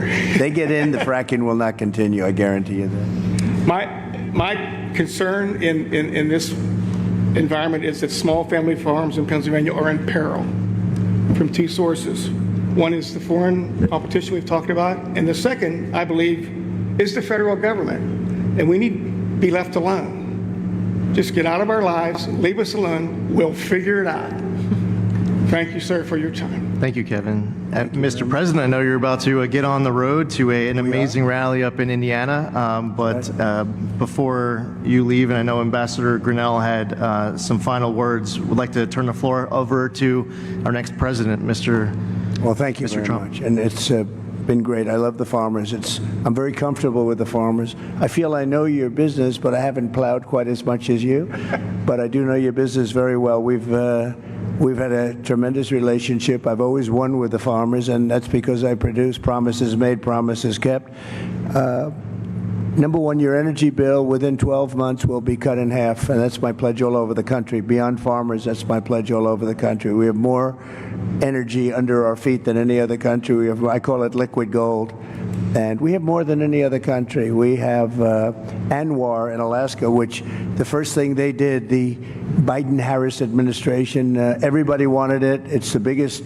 It could be as big or bigger than Saudi Arabia, and would have supplied Asia, would have supplied vast parts of the world, would have made more money than you could even imagine. We were going to lower your taxes, pay off debt. They terminated it. Reagan wanted it, couldn't get it. Everybody wanted it, couldn't get it. I got it. They were all set to drill, and the first thing they did the first week is they terminated Anwar. But I can get it back very quickly because I got it through Congress, and we'll get it back very quickly. They didn't terminate it through Congress. They just terminated it. Just absolutely ridiculous. But I'll have your energy bill down within 12 months. We'll have your energy bills throughout the country. I'm not just talking here. I'm talking all over. Air conditioning, heating, everything. We'll have it down by 50%, 50. And it won't even be very hard. You know, up in New England, they have tremendous energy costs and a few minor changes, and we can reduce it. New England is a disaster. I won't say they vote for Democrats so much anymore. I think we're probably taking that over because of energy and because of a lot of other reasons. But we're going to protect you, fracking. You know, in my case, I was always for it, and in her case, she was never for it. She wants to defund the police, too. All of a sudden, she likes the police. Started a short while ago. I really like the police a lot. Now, she wanted to defund the police. She did things in Minnesota that were so bad. She was bailing out people that wanted to kill the police and were actually trying to kill the police and burning down Minneapolis. So we're going to do things the way you want it. A big factor here is, with all of you as I speak, is energy in two ways. Number one, you want to be able to collect royalties and other things, or even have a job in energy. That's very important to help your farm. And the other thing is you got to keep the prices down. So we're going to do both, and we'll do it fast too. It'll be largely taken care of within 12 months. I predict within 12 months it'll be down 50%. And if they get in, your energy costs are going through the roof. Okay, they're going to go through the roof. You won't have a farm very long. I will tell you that. I just noticed behind me John Deere tractors. I know a lot about John Deere. I love the company, but as you know, they've announced a few days ago that they're going to move a lot of their manufacturing business to Mexico. I'm just notifying John Deere right now. If you do that, we're putting a 200% tariff on everything that you want to sell into the United States, so that if I win, John Deere is going to be paying a 200%. They haven't started it yet. Maybe they haven't even made the final decision yet, but I think they have. John Deere is going to, and anybody else that does this, because it's hurting our farmers, it's hurting our manufacturing. And if you do that, you're going to have a 200% tariff put on the product that you make in Mexico, right across the border. They think they're going to make product cheaper in Mexico and then sell it in for the same prices they did before, make a lot of money by getting rid of our labor and our jobs, and really a great name, because John Deere is a great name. I buy a lot of John Deere, tremendous. I'm one of their big customers. I buy a lot of John Deere product as a private person. But if they're going to do that, we're going to put a 200% tariff on everything that they want to send back into the United States, which means one of two things. Our country's going to make a lot of money, or they're not going to build, they're not going to open, and or they're going to sell it to another country. They're entitled to do that. If they want to build in the country, in the United States, there's no tariff. You can go ahead and you can build in any one of the 50 states. You can go ahead. But if they don't want to do that, we're going to put a 200% tariff on John Deere, and you know what's going to happen? They're going to announce very shortly, if they think I'm going to win, or if I do win, they're going to announce that they're not going to build in Mexico. Mexico's taken a tremendous amount of our business, especially over the last few years with this group, because this group doesn't know what the hell they're doing. They have no idea what they're doing. Mexico is taking a lot of business, and a lot of it's done and financed by China. China is building massive car plants now in Mexico. And it's the same thing they're building, and a friend of mine builds car plants, and he said the biggest ones in the world are being built in Mexico. They're going to put Detroit out of business. They're going to put car manufacturing out of business in the United States. And I'm just telling everybody involved in this stuff, we're not going to rip off the United States anymore. We're going to put big tariffs on those cars that are coming in here at 100 to 200%, and they're no longer going to be competitive. So you better stay in Michigan, and you better stay in the areas that you're in right now. And what I really want you to do is come in and build your plants in this country and put our auto workers to work, because we've lost about 60% of our auto working business over the years, and we're going to get it all back, every one of them. We're going to get it all back, and we're going to get it back quickly, and we can control that so easily. So if they're building those plants in Mexico, which they're starting, if they're building and they wouldn't have done it with me, but now I guess they figure when they started, it was a little while ago, I guess they didn't even know I was going to run. They weren't too happy when they heard I was going to. But they're going to have to pay a tremendous tariff, which means two things. They're not going to build the plant if it's not too late. They're not going to build the plant. This country is going to make a lot of money. Or they're going to build the plant, but they're going to build it in the United States somewhere, and ideally a place like Michigan or South Carolina, where we have a lot of auto business. But we're not going to let that happen. But John Deere has got to understand that if they build in Mexico, if they start closing plants, in this case it was in Iowa, they're going to close a big plant, and a couple of them, and that's just the beginning. The problem is that's just the beginning. Then all of a sudden you'll hear in a year from now they're going to do another one. All of a sudden they're not going to be in the country anymore. They're going to have to pay a very big price to be able to sell that product into the United States, okay? So that's very important. And I just have to say this, so Dave McCormick is here. He's running for the Senate. He's a great gentleman. He's a hero, great warrior, and he's a real warrior too. Served incredibly in the military, so highly respected, did great in the military, went out, did tremendously in the private sector, and he's running against Bob Casey. Bob Casey never did anything for you. He never did anything for Pennsylvania. I was president for 4 years. I don't even know if I ever met him. I mean, I met everybody. I don't know if I met him. Maybe I did, but it certainly didn't make a hell of an impression on me. But Bob Casey has done nothing for you as farmers. Look at the problems you have. As soon as I left, you have problems. You didn't have problems when I was running things because we ran it and we watched over the farmers. It was very important to me. But Bob Casey has done nothing for the farmers, and he's done nothing for the state. He's got long-term legacy. He inherited the job sort of from his father. And when that happens, I was telling David, not easy there are other cases like that too. Never easy to beat. But they're living only on a past reputation of somebody else, in this case, a father. He's done nothing for the state, and I didn't come here for David, but I have a lot of respect for him. And if I only do David, I tell you what, you have to get him. He's an incredible guy. He's going to make your farmers, he's going to help me make the farmers rich. We'll make the farmers rich again. And I appreciate everybody. I appreciate very much everybody. Just hang in there. And I know it's not been pleasant.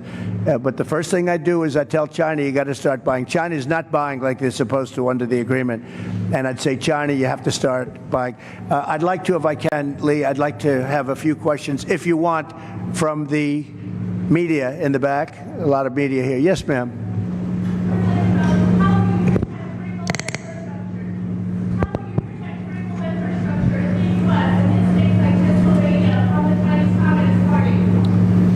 Well, we're going to protect it by saying you can't come. You can't do it. We don't want you buying our land.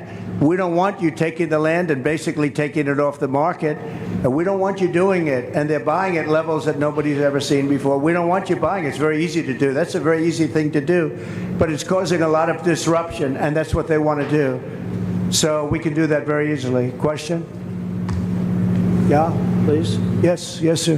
Thank you, Mr. President. Taylor Hawthorne from Spectrum News. I've spoken with some economists about your proposal for tariffs, and they say they don't see how it will not make items cost more in the United States. They'll approve it. They'll approve. And number one, I don't need them. I don't need Congress, but they'll approve it. I'll have the right to impose them myself if they don't.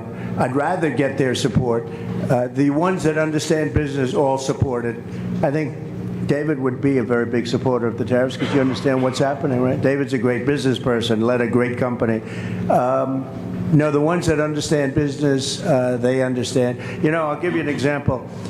China will charge us, and it's not only China. I hate to keep using China because it's everyone. The European Union is a disaster for you also, by the way. They don't want your farm product, they don't want our cars, they don't want anything, and yet they sell tremendous amounts of Mercedes-Benzes, and I mean, they sell cars to us, but they don't want our cars.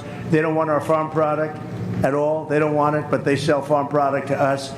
And we have a tremendous deficit. And I had them shaped up real good, but they've gotten out of control. They're really out of control. And Mexico's out of control, to be honest with you. They're taking a lot of our companies in the last couple of years, and companies are moving down to Mexico. They don't know that if I come in, it's not going to work out too well for them because they're not going to be able to sell their product into the United States. They're going to have to pay a price, which will make it uncompetitive for them to do that. So we are going to do a real job. We need the support of Pennsylvania. It's a very important state, and she is not going to be good to Pennsylvania between pricing and energy. You know, they started off knocking the hell out of the energy that I had. I had it going at a level. We were number 3 and probably number 4. And by the time I left, we were far and away number 1, ahead of Saudi Arabia, ahead of Russia. And then they cut. When they came in, they started cutting. And then prices started going through the roof at the beginning. And what they did is, let's go back to what Trump was doing. We got to go back. And they opened up the stuff that they were cutting. And it was a similar amount. But what they don't say is that we would be at least 3 to 4 times more production of energy right now. And your prices would never be what they are because you can't compete when you have to pay that much for energy. So they didn't do their job. And by the way, if they won, you could forget about it. They want to go to all electric cars. How's that going to work? They don't go far. They're too expensive. They're made in China. And on day one, I end the all electric mandate. And I'm a fan of electric cars. Elon Musk, frankly, gave me the most beautiful endorsement. He endorses me all the time. He says, this is the only guy that's going to save our country. He's been very generous. And I think he makes an unbelievable product. But you have to be able to also sell gasoline-powered cars. You know, we have gasoline, and they want to use something that we don't have, but China has, because for the batteries and everything, China has and controls that market. But the problem is they don't go far, and they have other problems, like if it's cold, you get a little bit cold up here, they don't work too well in the cold. There are a lot of problems, and a lot of assets, too. And he's going to do great. His car is fantastic, but you have to be able to have other types, like hybrids. Hybrids are, good. It's a good thing. You have to be able to do that. So I'm going to end that mandate. Can you imagine? They want to almost immediately go to all electric. And we don't have enough electric to take care of ourselves. You go to California, they have blackouts and brownouts every single day. California's a mess. They have the governor of California, Gavin Newsom. Has anybody ever heard of him? But worse, they had an attorney general and a DA who destroyed San Francisco and then destroyed California. And I hate to say, because I have a lot of land in California, I hate to speak badly about places, but frankly, my presidency is much more important than my land. Isn't it nice to know? With Biden, it's the other way around. But my presidency is much more important than my land or my business. And I will say it, California is getting hurt so badly. She destroyed San Francisco, absolutely destroyed San Francisco, and now she wants to destroy our country. She was a horrible attorney general. You could steal $950 worth of merchandise for a store and you wouldn't get prosecuted. But anything above that, you wouldn't get prosecuted either. She was a horrible attorney general. She was a horrible DA. She was a DA of San Francisco. That was the beginning of the end. San Francisco was possibly the best city in our country 15, 18 years ago. And now it's not livable. We're going to bring them all back. We're going to bring the cities back, but it's not even livable. So Pennsylvania is a very important place. And it's, I went to school here. I went to college here, as you know.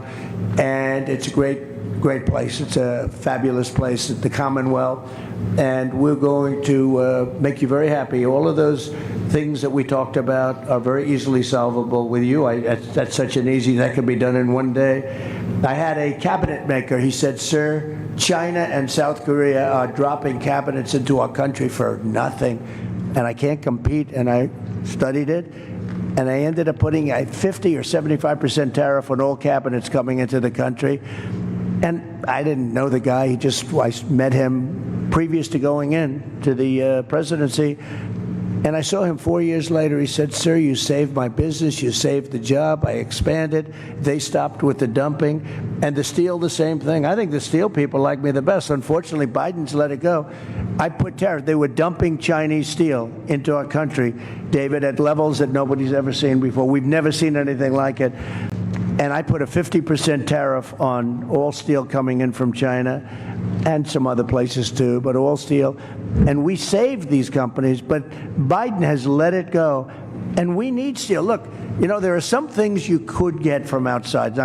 But if we're in a war and we need army tanks and we need ships and we need other things that happen to be made of steel, what are we going to do? Go to China and get the steel? We're fighting China, but do you mind selling us some steel? Think of it. These people don't know what they're doing. So I put big tariffs on steel. They were dumping steel, and it was bad steel, too. It was rotted steel, bad steel. It was imperfect steel. People were building girders for buildings, and they check them, and they're not good. The steel wasn't good. But they were dumping at tremendous levels, and I ended the dumping of steel. But these people, since they took over, this U.S. Steel, I would not allow that deal to happen. U.S. Steel, this was one of the greatest companies in the world. You go back 70 years, this was the big deal. United States Steel, and now they're going to let the Japanese buy it? I wouldn't let it happen. I'd help them so they can make the steel company good again. This was the biggest company in the world, the strongest company, had the biggest reputation. It represented our country, and now we're selling it to the Japanese. The psychology of that is unacceptable to me. So I wouldn't let that deal happen personally, but we'll see what happens. I hope it's going to be, I hope it won't have closed by the time I get there, but I would not let that deal happen. And you're right, they have other things.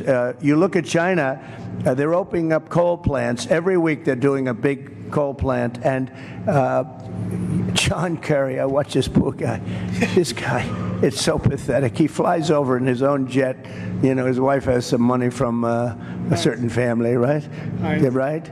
And he's got a little jet. He flies over to China. He sees President Xi. President, oh yes, I will consider this very strongly. I will consider your request to stop building coal plants. And then he leaves. And he comes back. Oh, I had a good conversation. Nothing gets done. They're building coal plants. He had zero impact. But we don't build anything here. And what people don't understand is all that pollution in China, all the pollution everywhere in the world, much of it flies right over the United States, takes 3.5 days, comes in from China, and it's sometimes bad, and it flies right over the United States. So what are we going to do about that? But nobody ever discusses that. They don't want to talk about that. So we'll be nice and clean. Same thing with the oceans. You take a look, the Pacific, it flies in from, they dump it right in the ocean, and in about a week and a half, it's here. It's in. Welcome to Los Angeles, California, and we're lifting it out of the ocean all day long. We have, it's a massive, big business. We're taking their garbage out of the ocean because it floats right to our West Coast, and other countries too.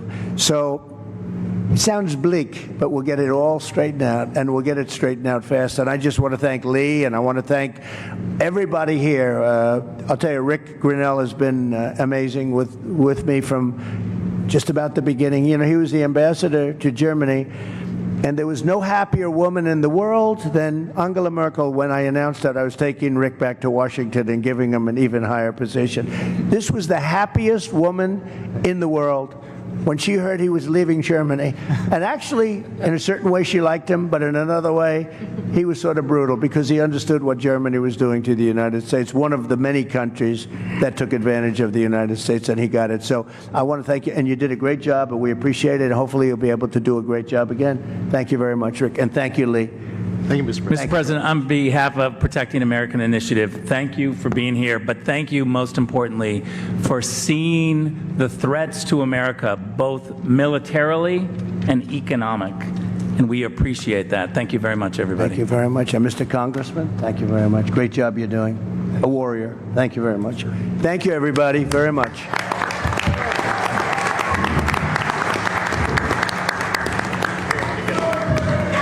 find my hat. Will you sign my tits, Mr. President? Thank you, everybody. Mr. President.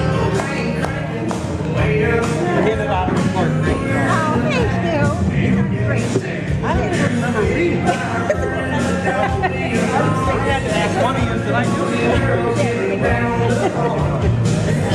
We're going to get you guys. We're going to get you.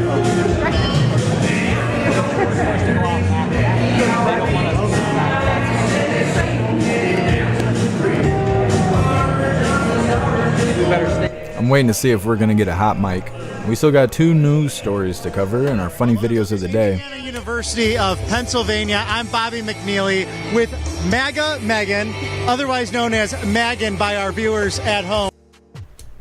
It's weird how they're trying to pimp out that new girl there. She doesn't have a Twitter right now, and everybody in Right Side Broadcasting chat, they just keep asking who that woman is. Megan Chloe or something like that. They're pimping her out hard right now. Anyways, we're going to sit here and make sure the president's good to go.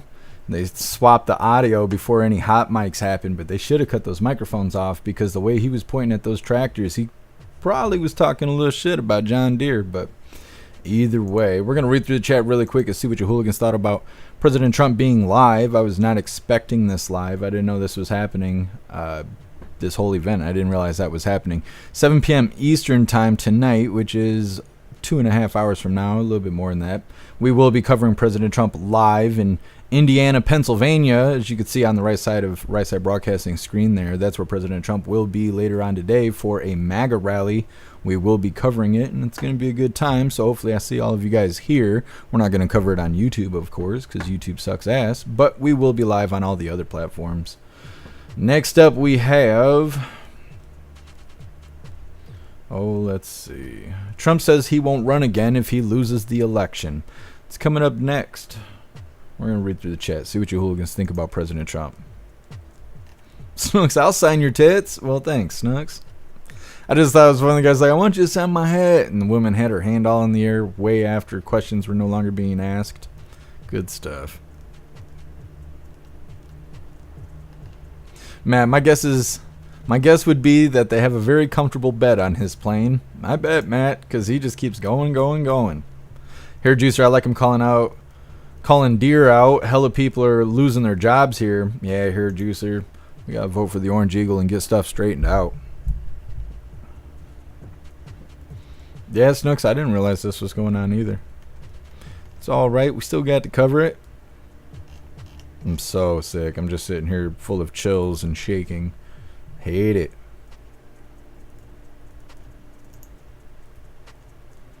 Kicks, I miss the dreads. I mean, I miss them sometimes. That's why I keep them in a bag over there, but I don't miss being hot all the damn time.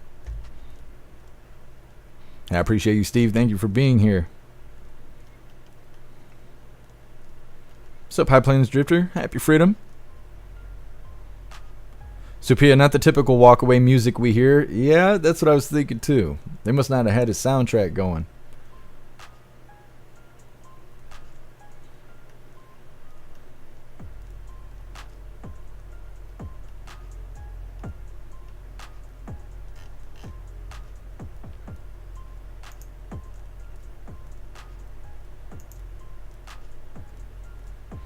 What's up, Kirk Allen? Happy freedom to you.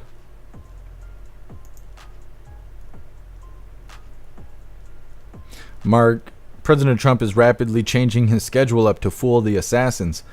Could be. I mean, he knew about the golf thing, and that wasn't even on the schedule, but he needs to take all the precautions he can.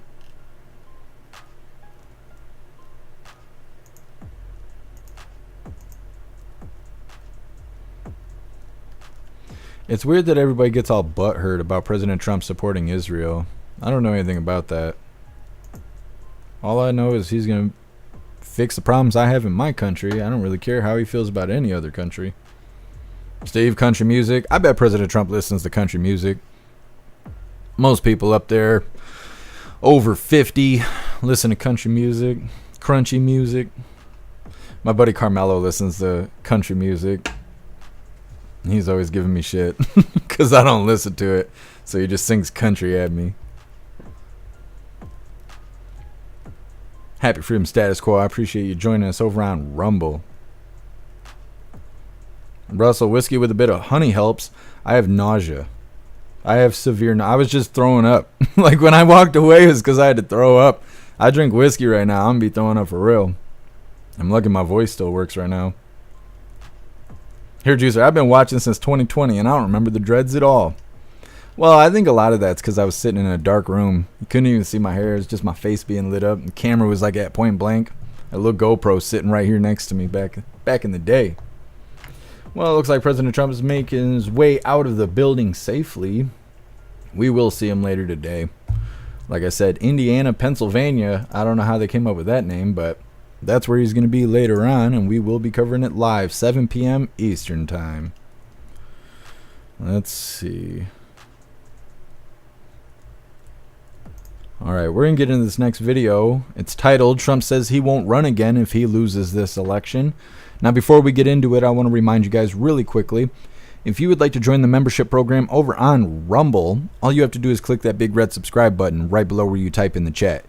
Now, if you're on Android and you're using the Rumble app, you're unable to see that big red subscribe button, so you got to go to rumble.com, come to the live, hop in the chat, and like I said, right below where you type in the chat, you will see that big red subscribe button. Click that button and jump through the hoops, and your name will be highlighted as an official Rumble Hooligan. You'll have access to our custom emojis. We have chapstick emojis, scream and goat emojis, Klaus Daniels emojis, President Trump emojis, and more. It's a lot of fun during the live, especially during a Trump live, so definitely go join the membership program over on Rumble. I'm going to pull up this Trump video here. I was kind of surprised that he said this, but at the same time, I figured this would be the last race. I just feel like he's showing his hand a bit. Once again, this is Trump Says He Won't Run Again if he loses this election. And don't forget, hit that like button over on Rumble. Former President Trump is shedding some light on how his team might transition to a second administration if he wins in November. In an interview with WJAR's Cheryl Atkinson for her show Full Measure, Trump explained that while he expects there will be a place for some of the former Democrats who have endorsed him, he hasn't promised any prominent cabinet positions for some of his more high-profile endorsers like Robert F. Kennedy Jr., Tulsi Gabbard, and Elon Musk.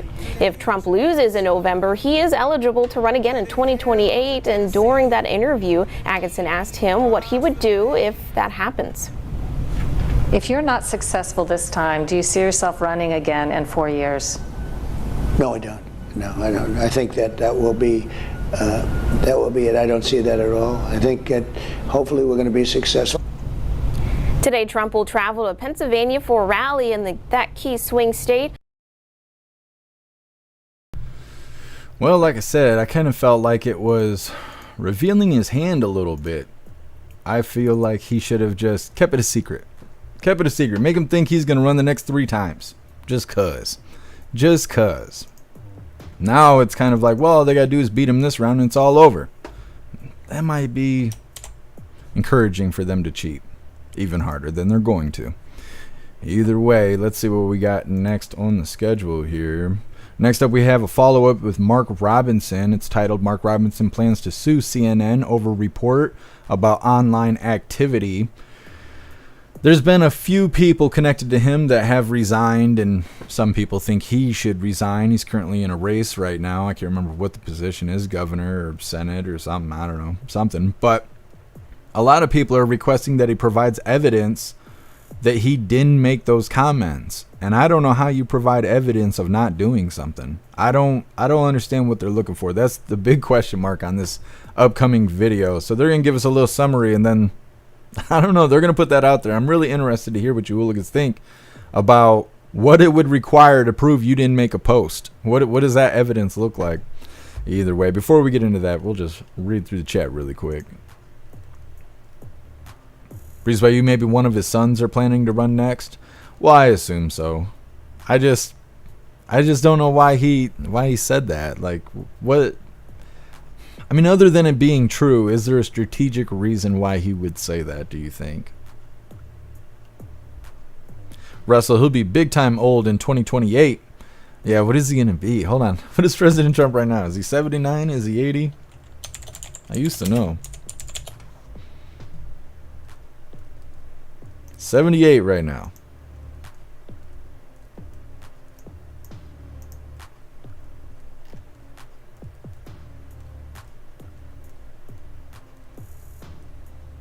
He'd be 82. How old's old man Walter? He'd be up there. Breeze, while you go rest. I can't. After this, I gotta get food. After that, I gotta go and cover the Trump rally. After that, I gotta talk to developers. Well, then I gotta cook the food. Then I gotta talk to the developers. Then it'll be like 1 o'clock in the morning and I'll be able to lay down. But I'll find other problems I need to fix, and then I'll probably stay awake till 4 o'clock, but we'll see. Hair Juicer, I'd vote for either of his older brothers. Who are you talking about? You talking about Barron? Or are you talking about Mark Robinson? I don't know anything about him. Snooks, Mark Robinson's running for governor of North Carolina. Thank you for letting me know, Snooks. Russell, I'd vote for his kids. You talking about Trump kids? I think Eric and Don are both pretty good. Don is a lot about vanity. He's kind of a TikTok influencer right now. Eric is very to the point. He's very assertive. I feel like I feel like either of them could be a good president. I think Eric would be a more serious president.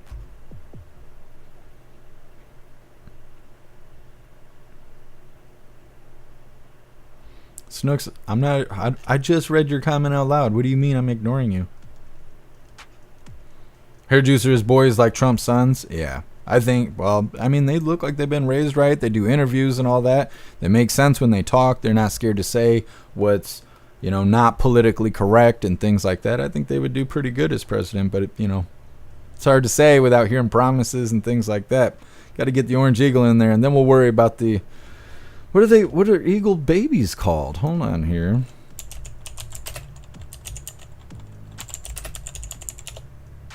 I might come up with a new brand name here. Are they eaglets? They are eaglets. Gotta get the orange eagle in, and then we'll worry about voting for the eaglets next. We'll do that. Rappy, I'm thinking one of his kids might run. Yeah. President Trump, he's going to make America great again. Then his kids are going to come out with Keep America Great. That's what's going to happen.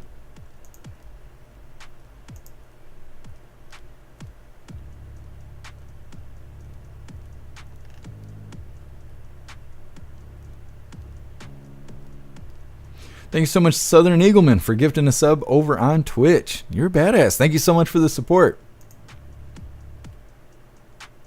Mushroom, Vivek is the man for the future, I think. I would assume that Vivek would run, but we'll see. We'll see how it goes.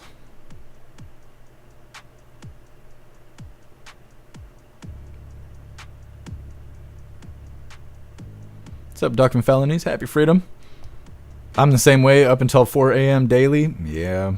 I try not to do that, but then if I go to sleep any earlier than 4 a.m., I feel like I'm taking work off. Because I'm just so used to doing that. I work from 11 in the morning till 4 in the morning. Every day. I did not say that, Tin Man. I did not say that. It was eaglets. That's what I said. Don't do that. Don't do that. Alright, let's get on to this next video here. Like I said, this is a summary of what's going on with Mark Robinson. We covered it. There was a follow-up because we covered the breaking news when it happened, claiming that he was on some adult website making unruly comments and this, that, and the other. They claim it's got to be the same Mark Robinson that's running for whatever he's running for. Let's get this pulled up really quick. Sounds like a bunch of nonsense to me, but either way. This is titled, Mark Robinson Plans to Sue CNN Over Report About Online Activity. Lieutenant Governor Mark Robinson answered questions today for the first time since CNN reported a username linked to Robinson had posted racist and sexually graphic comments on a pornographic website years ago.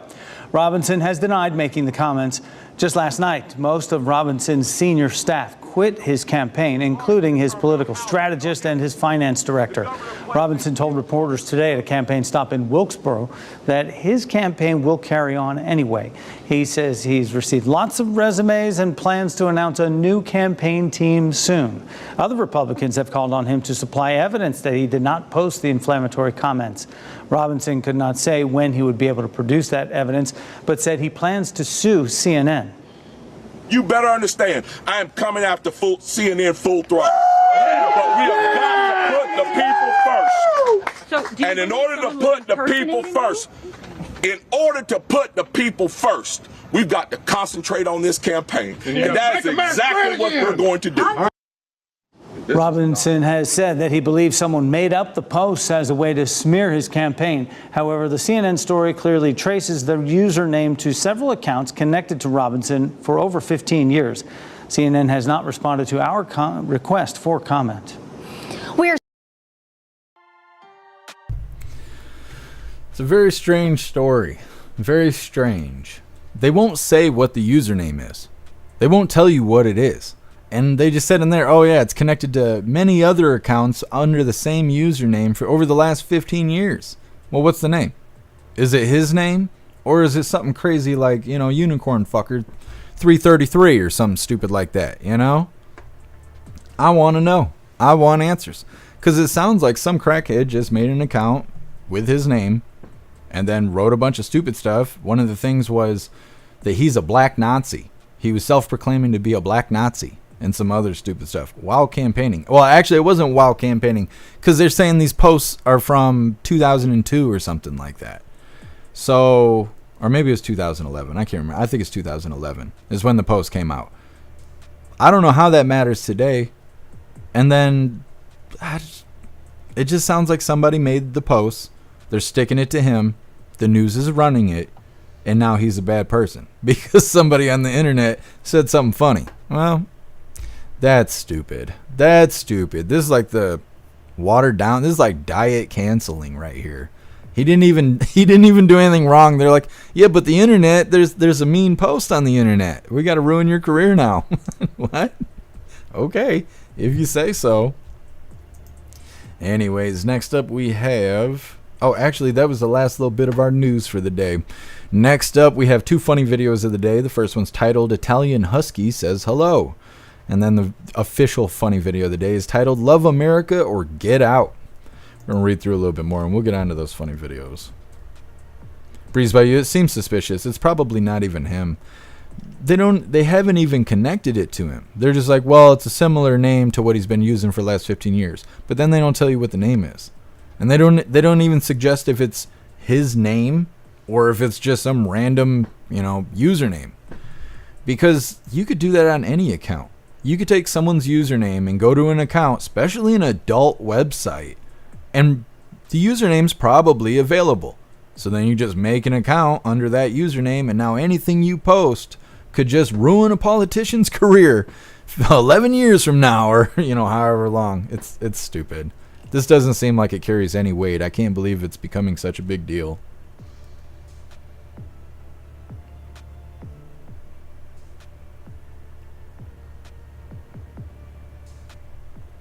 Breeze by you, those awful words. The commies really hate words.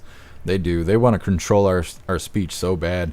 I can't remember if it was AOC. I think it was AOC was saying that we need state media and we need to regulate like things posted on the internet. I don't know. She's a commie.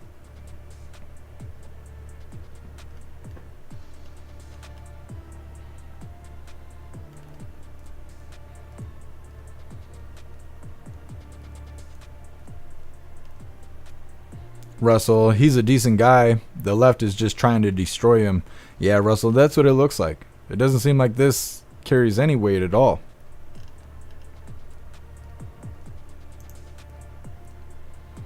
You alien porn comments for freedom. Yep. Steve, CNN is mad. That's all. Trump's going to be president with or without CNN. Yep. You were right.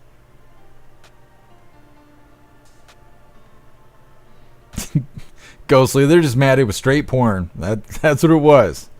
I'm kind of surprised they were going after him. I'm trying to remember what the website was. It was called like Nude Africa or something like that. It was, I don't know, it wasn't woke. It didn't sound woke to me.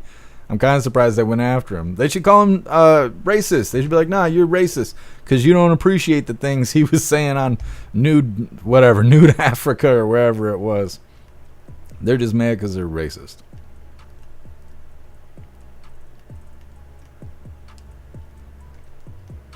What's up, Roy? Happy freedom.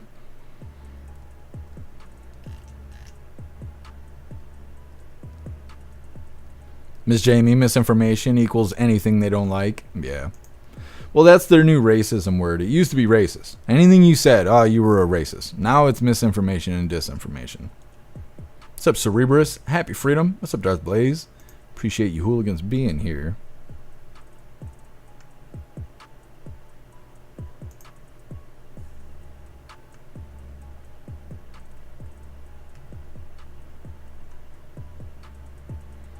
Mark, a lot of corruption in North Carolina, so if they're attacking him, he might be a good guy. Yeah, Mark. And that's kind of what it looks like. Like I said yesterday, or no, it wasn't yesterday. Today's Monday. Saturday, Friday or Saturday. I don't know anything about Mark Robinson. He's just really popular in the news right now. All right, hooligans. We're going to get into our first funny video of the day. It's titled Italian Husky Says Hello. Now, before we get into this, I want to give you guys the last reminder of the day. If you would like to support the live to keep us running, you're welcome to use the Linktree link in the description in order to send donations. You can do that by using PayPal, Cash App, Stripe, Locals, Buy Me a Coffee, or you can even send crypto. We'll get into our first funny video of the day. You guys aren't ready for this. Italian Husky says hello. Bravo, ma che vuoi? Diglielo! Ah, che sono cattivi! Dici, tu sei troppo educato. Siediti, fai vedere. Yes. Alright, we're going to get into our official funny video of the day. It's titled Love America or Get Out. What I love... Hold on. Don't start without me. Alright, let's get it rolling. Don't forget, hit that like button over on Rumble.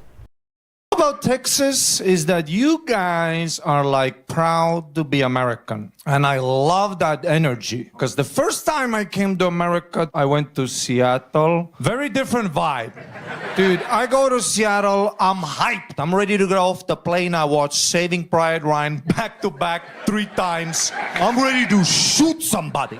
Let's storm the Capitol and shit. And then I get to Seattle, everybody walks around, every bitch I met had like green hair. Every conversation I had in Seattle, they were all like, you know, America is built on a racist agenda. Who gives a f***? You're here on the winning side. If you don't like America, go check out Ukraine. Try to get an oatmeal latte in downtown Kiev, you ungrateful bitch. If you don't like America, give me your passport. What I love about Texas... Love America or get out. Alright, hooligans. That is all the coffee I had for you guys today. I'm going to drop this Linktree link to all of you guys. We will be covering President Trump later today, 7 p.m. Eastern Time, which is a little bit more than 2 hours from now. So hopefully I still have you guys here. Here's the Linktree link where all of my links are listed. So if you would like to make donations, join membership programs, or purchase any merch, would really appreciate it. All of your guys' contributions keep us running every day except for Sunday, because we got to have a day to recharge those batteries. Definitely go join Discord. Discord is our free hooligan community. It's the best way to be notified every single time we go live. The hooligans are there keeping the conversation going 24/7, and we have a news board to keep you up to date with everything going on around the world. So definitely go join Discord. If you're feeling real saucy, go join jeffmaclive.com. Over on the website, it is the best way to experience the live. Our built-in chat has more ability than any other platform. You can post memes and GIFs and custom emojis and links and all kinds of stuff right there in the chat while watching the live. We also have Hooligans Alley, which is our built-in social media area. It's kind of like Facebook or Twitter, but there's no crazy community guidelines. There's no crying liberals. There's no fact checkers. There's no stupid shit like that. It's just the way that social media is supposed to be. We also have forums to encourage open discussion. We have an arcade. We have an advanced messaging system that has all of our group chats in it. Plus, it gives you the ability to text each other, call each other, video call each other. Group texting, group calling, group video calling, and more. I'm constantly working on the website, and I finally got our notifications working. So when you join up, you should receive notifications just like an app. And even better, you can install the website as a web app, so it's not going to take up space on your phone. It might take up space in your browser. But either way, it will function just like an app without having to go to the damn app store where the censorship happens. So definitely go get yourself a membership for jeffmaclive.com. It's the home of the hooligans. We're going to read through the chat really quick to see what you hooligans think about today's coffee. Then we will be doing the Pledge of Allegiance and wrapping things up. But like I said, we will be live again later on today, 7 p.m. Eastern Time, to cover President Trump live in Indiana, Pennsylvania, which is the craziest name I've said this year. So hopefully I see all of you guys here. We're not showing it on YouTube. So if you're watching on YouTube, you're going to have to use that Linktree link to find one of the other platforms because it's just too good for the YouTube community guidelines. We're going to read through really quick, and we got the Pledge of Allegiance coming up next. Russell with the Trump 2024. Breeze by you, the same. Yep, we got to get out there and go vote in November. Well, I think in Pennsylvania you can vote right now. Hey, I appreciate you, Hair Juicer. Thank you for being here with us. Thank you, Breeze by you. Hair Juicer, is your husky speak Italian? The little Italiano? Hey, thank you, David. Appreciate you being here. Thank you, Pumpkin. Thank you, Kicks. Thank you, Courtly. Appreciate you. Oh, Zupia, I totally forgot. Yes, it's too late. The damn post office closed 15 minutes ago. I will go pick it up tomorrow morning. Thank you for reminding me, Zupia. Amarang, cute. Huskies are so talkative. You should hear Hair Juicer's huskies. They're very sweet. Sweet and loud. They're not loud, they're loud. Star Blaze, don't call me a hooligan. I'm not European. No, that's not the same thing.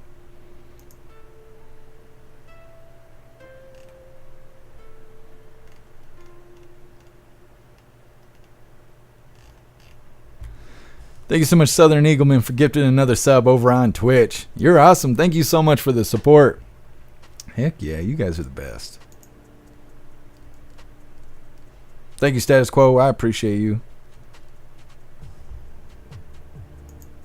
All right, I think we're good to go.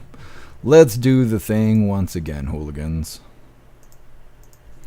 Please join me for the Pledge of Allegiance. I pledge allegiance to the flag of the United States of America and to the republic for which it stands, one nation, under God, indivisible, with liberty and justice for all. All right, did the thing. Like I said, I will see you guys later on today, 7 p.m. Eastern Time, for President Trump live in Indiana, Pennsylvania. It's going to be a good time. Like I said, it's a MAGA rally, so hopefully I see you guys right here. If I don't see you tonight for the MAGA rally, I will see you tomorrow, 1 p.m. Eastern Time, for the very next Coffee with Hooligans. We're going to read through the chat one last time just to make sure no hooligans are left behind, and then we are wrapping this up. Oh, I think I'm interesting, Snooks. I think I'm reading his name wrong. Thank you, Matt. I'm going to the post office tomorrow. I knew there was something I was supposed to do today, and I woke up sick, and I was just like, can't remember what it is I was supposed to do. I will definitely go pick it up tomorrow. Thank you, Matt. Hair Juicer, they're American, damn it. Yeah, Hair Juicer, I thought it sounded like an American accent last time I heard the roll call.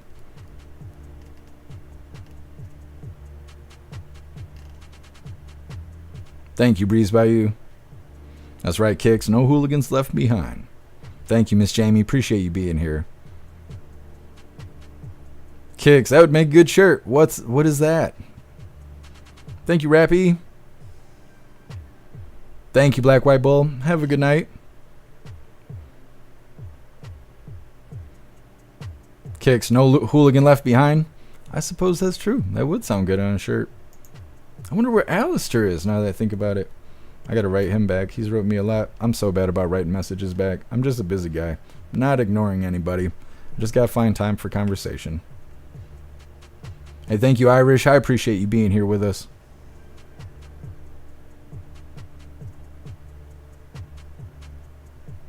Wayne, huskies and their fur are a nightmare, though. Constantly vacuuming. You mean you got fur floors? That's all right.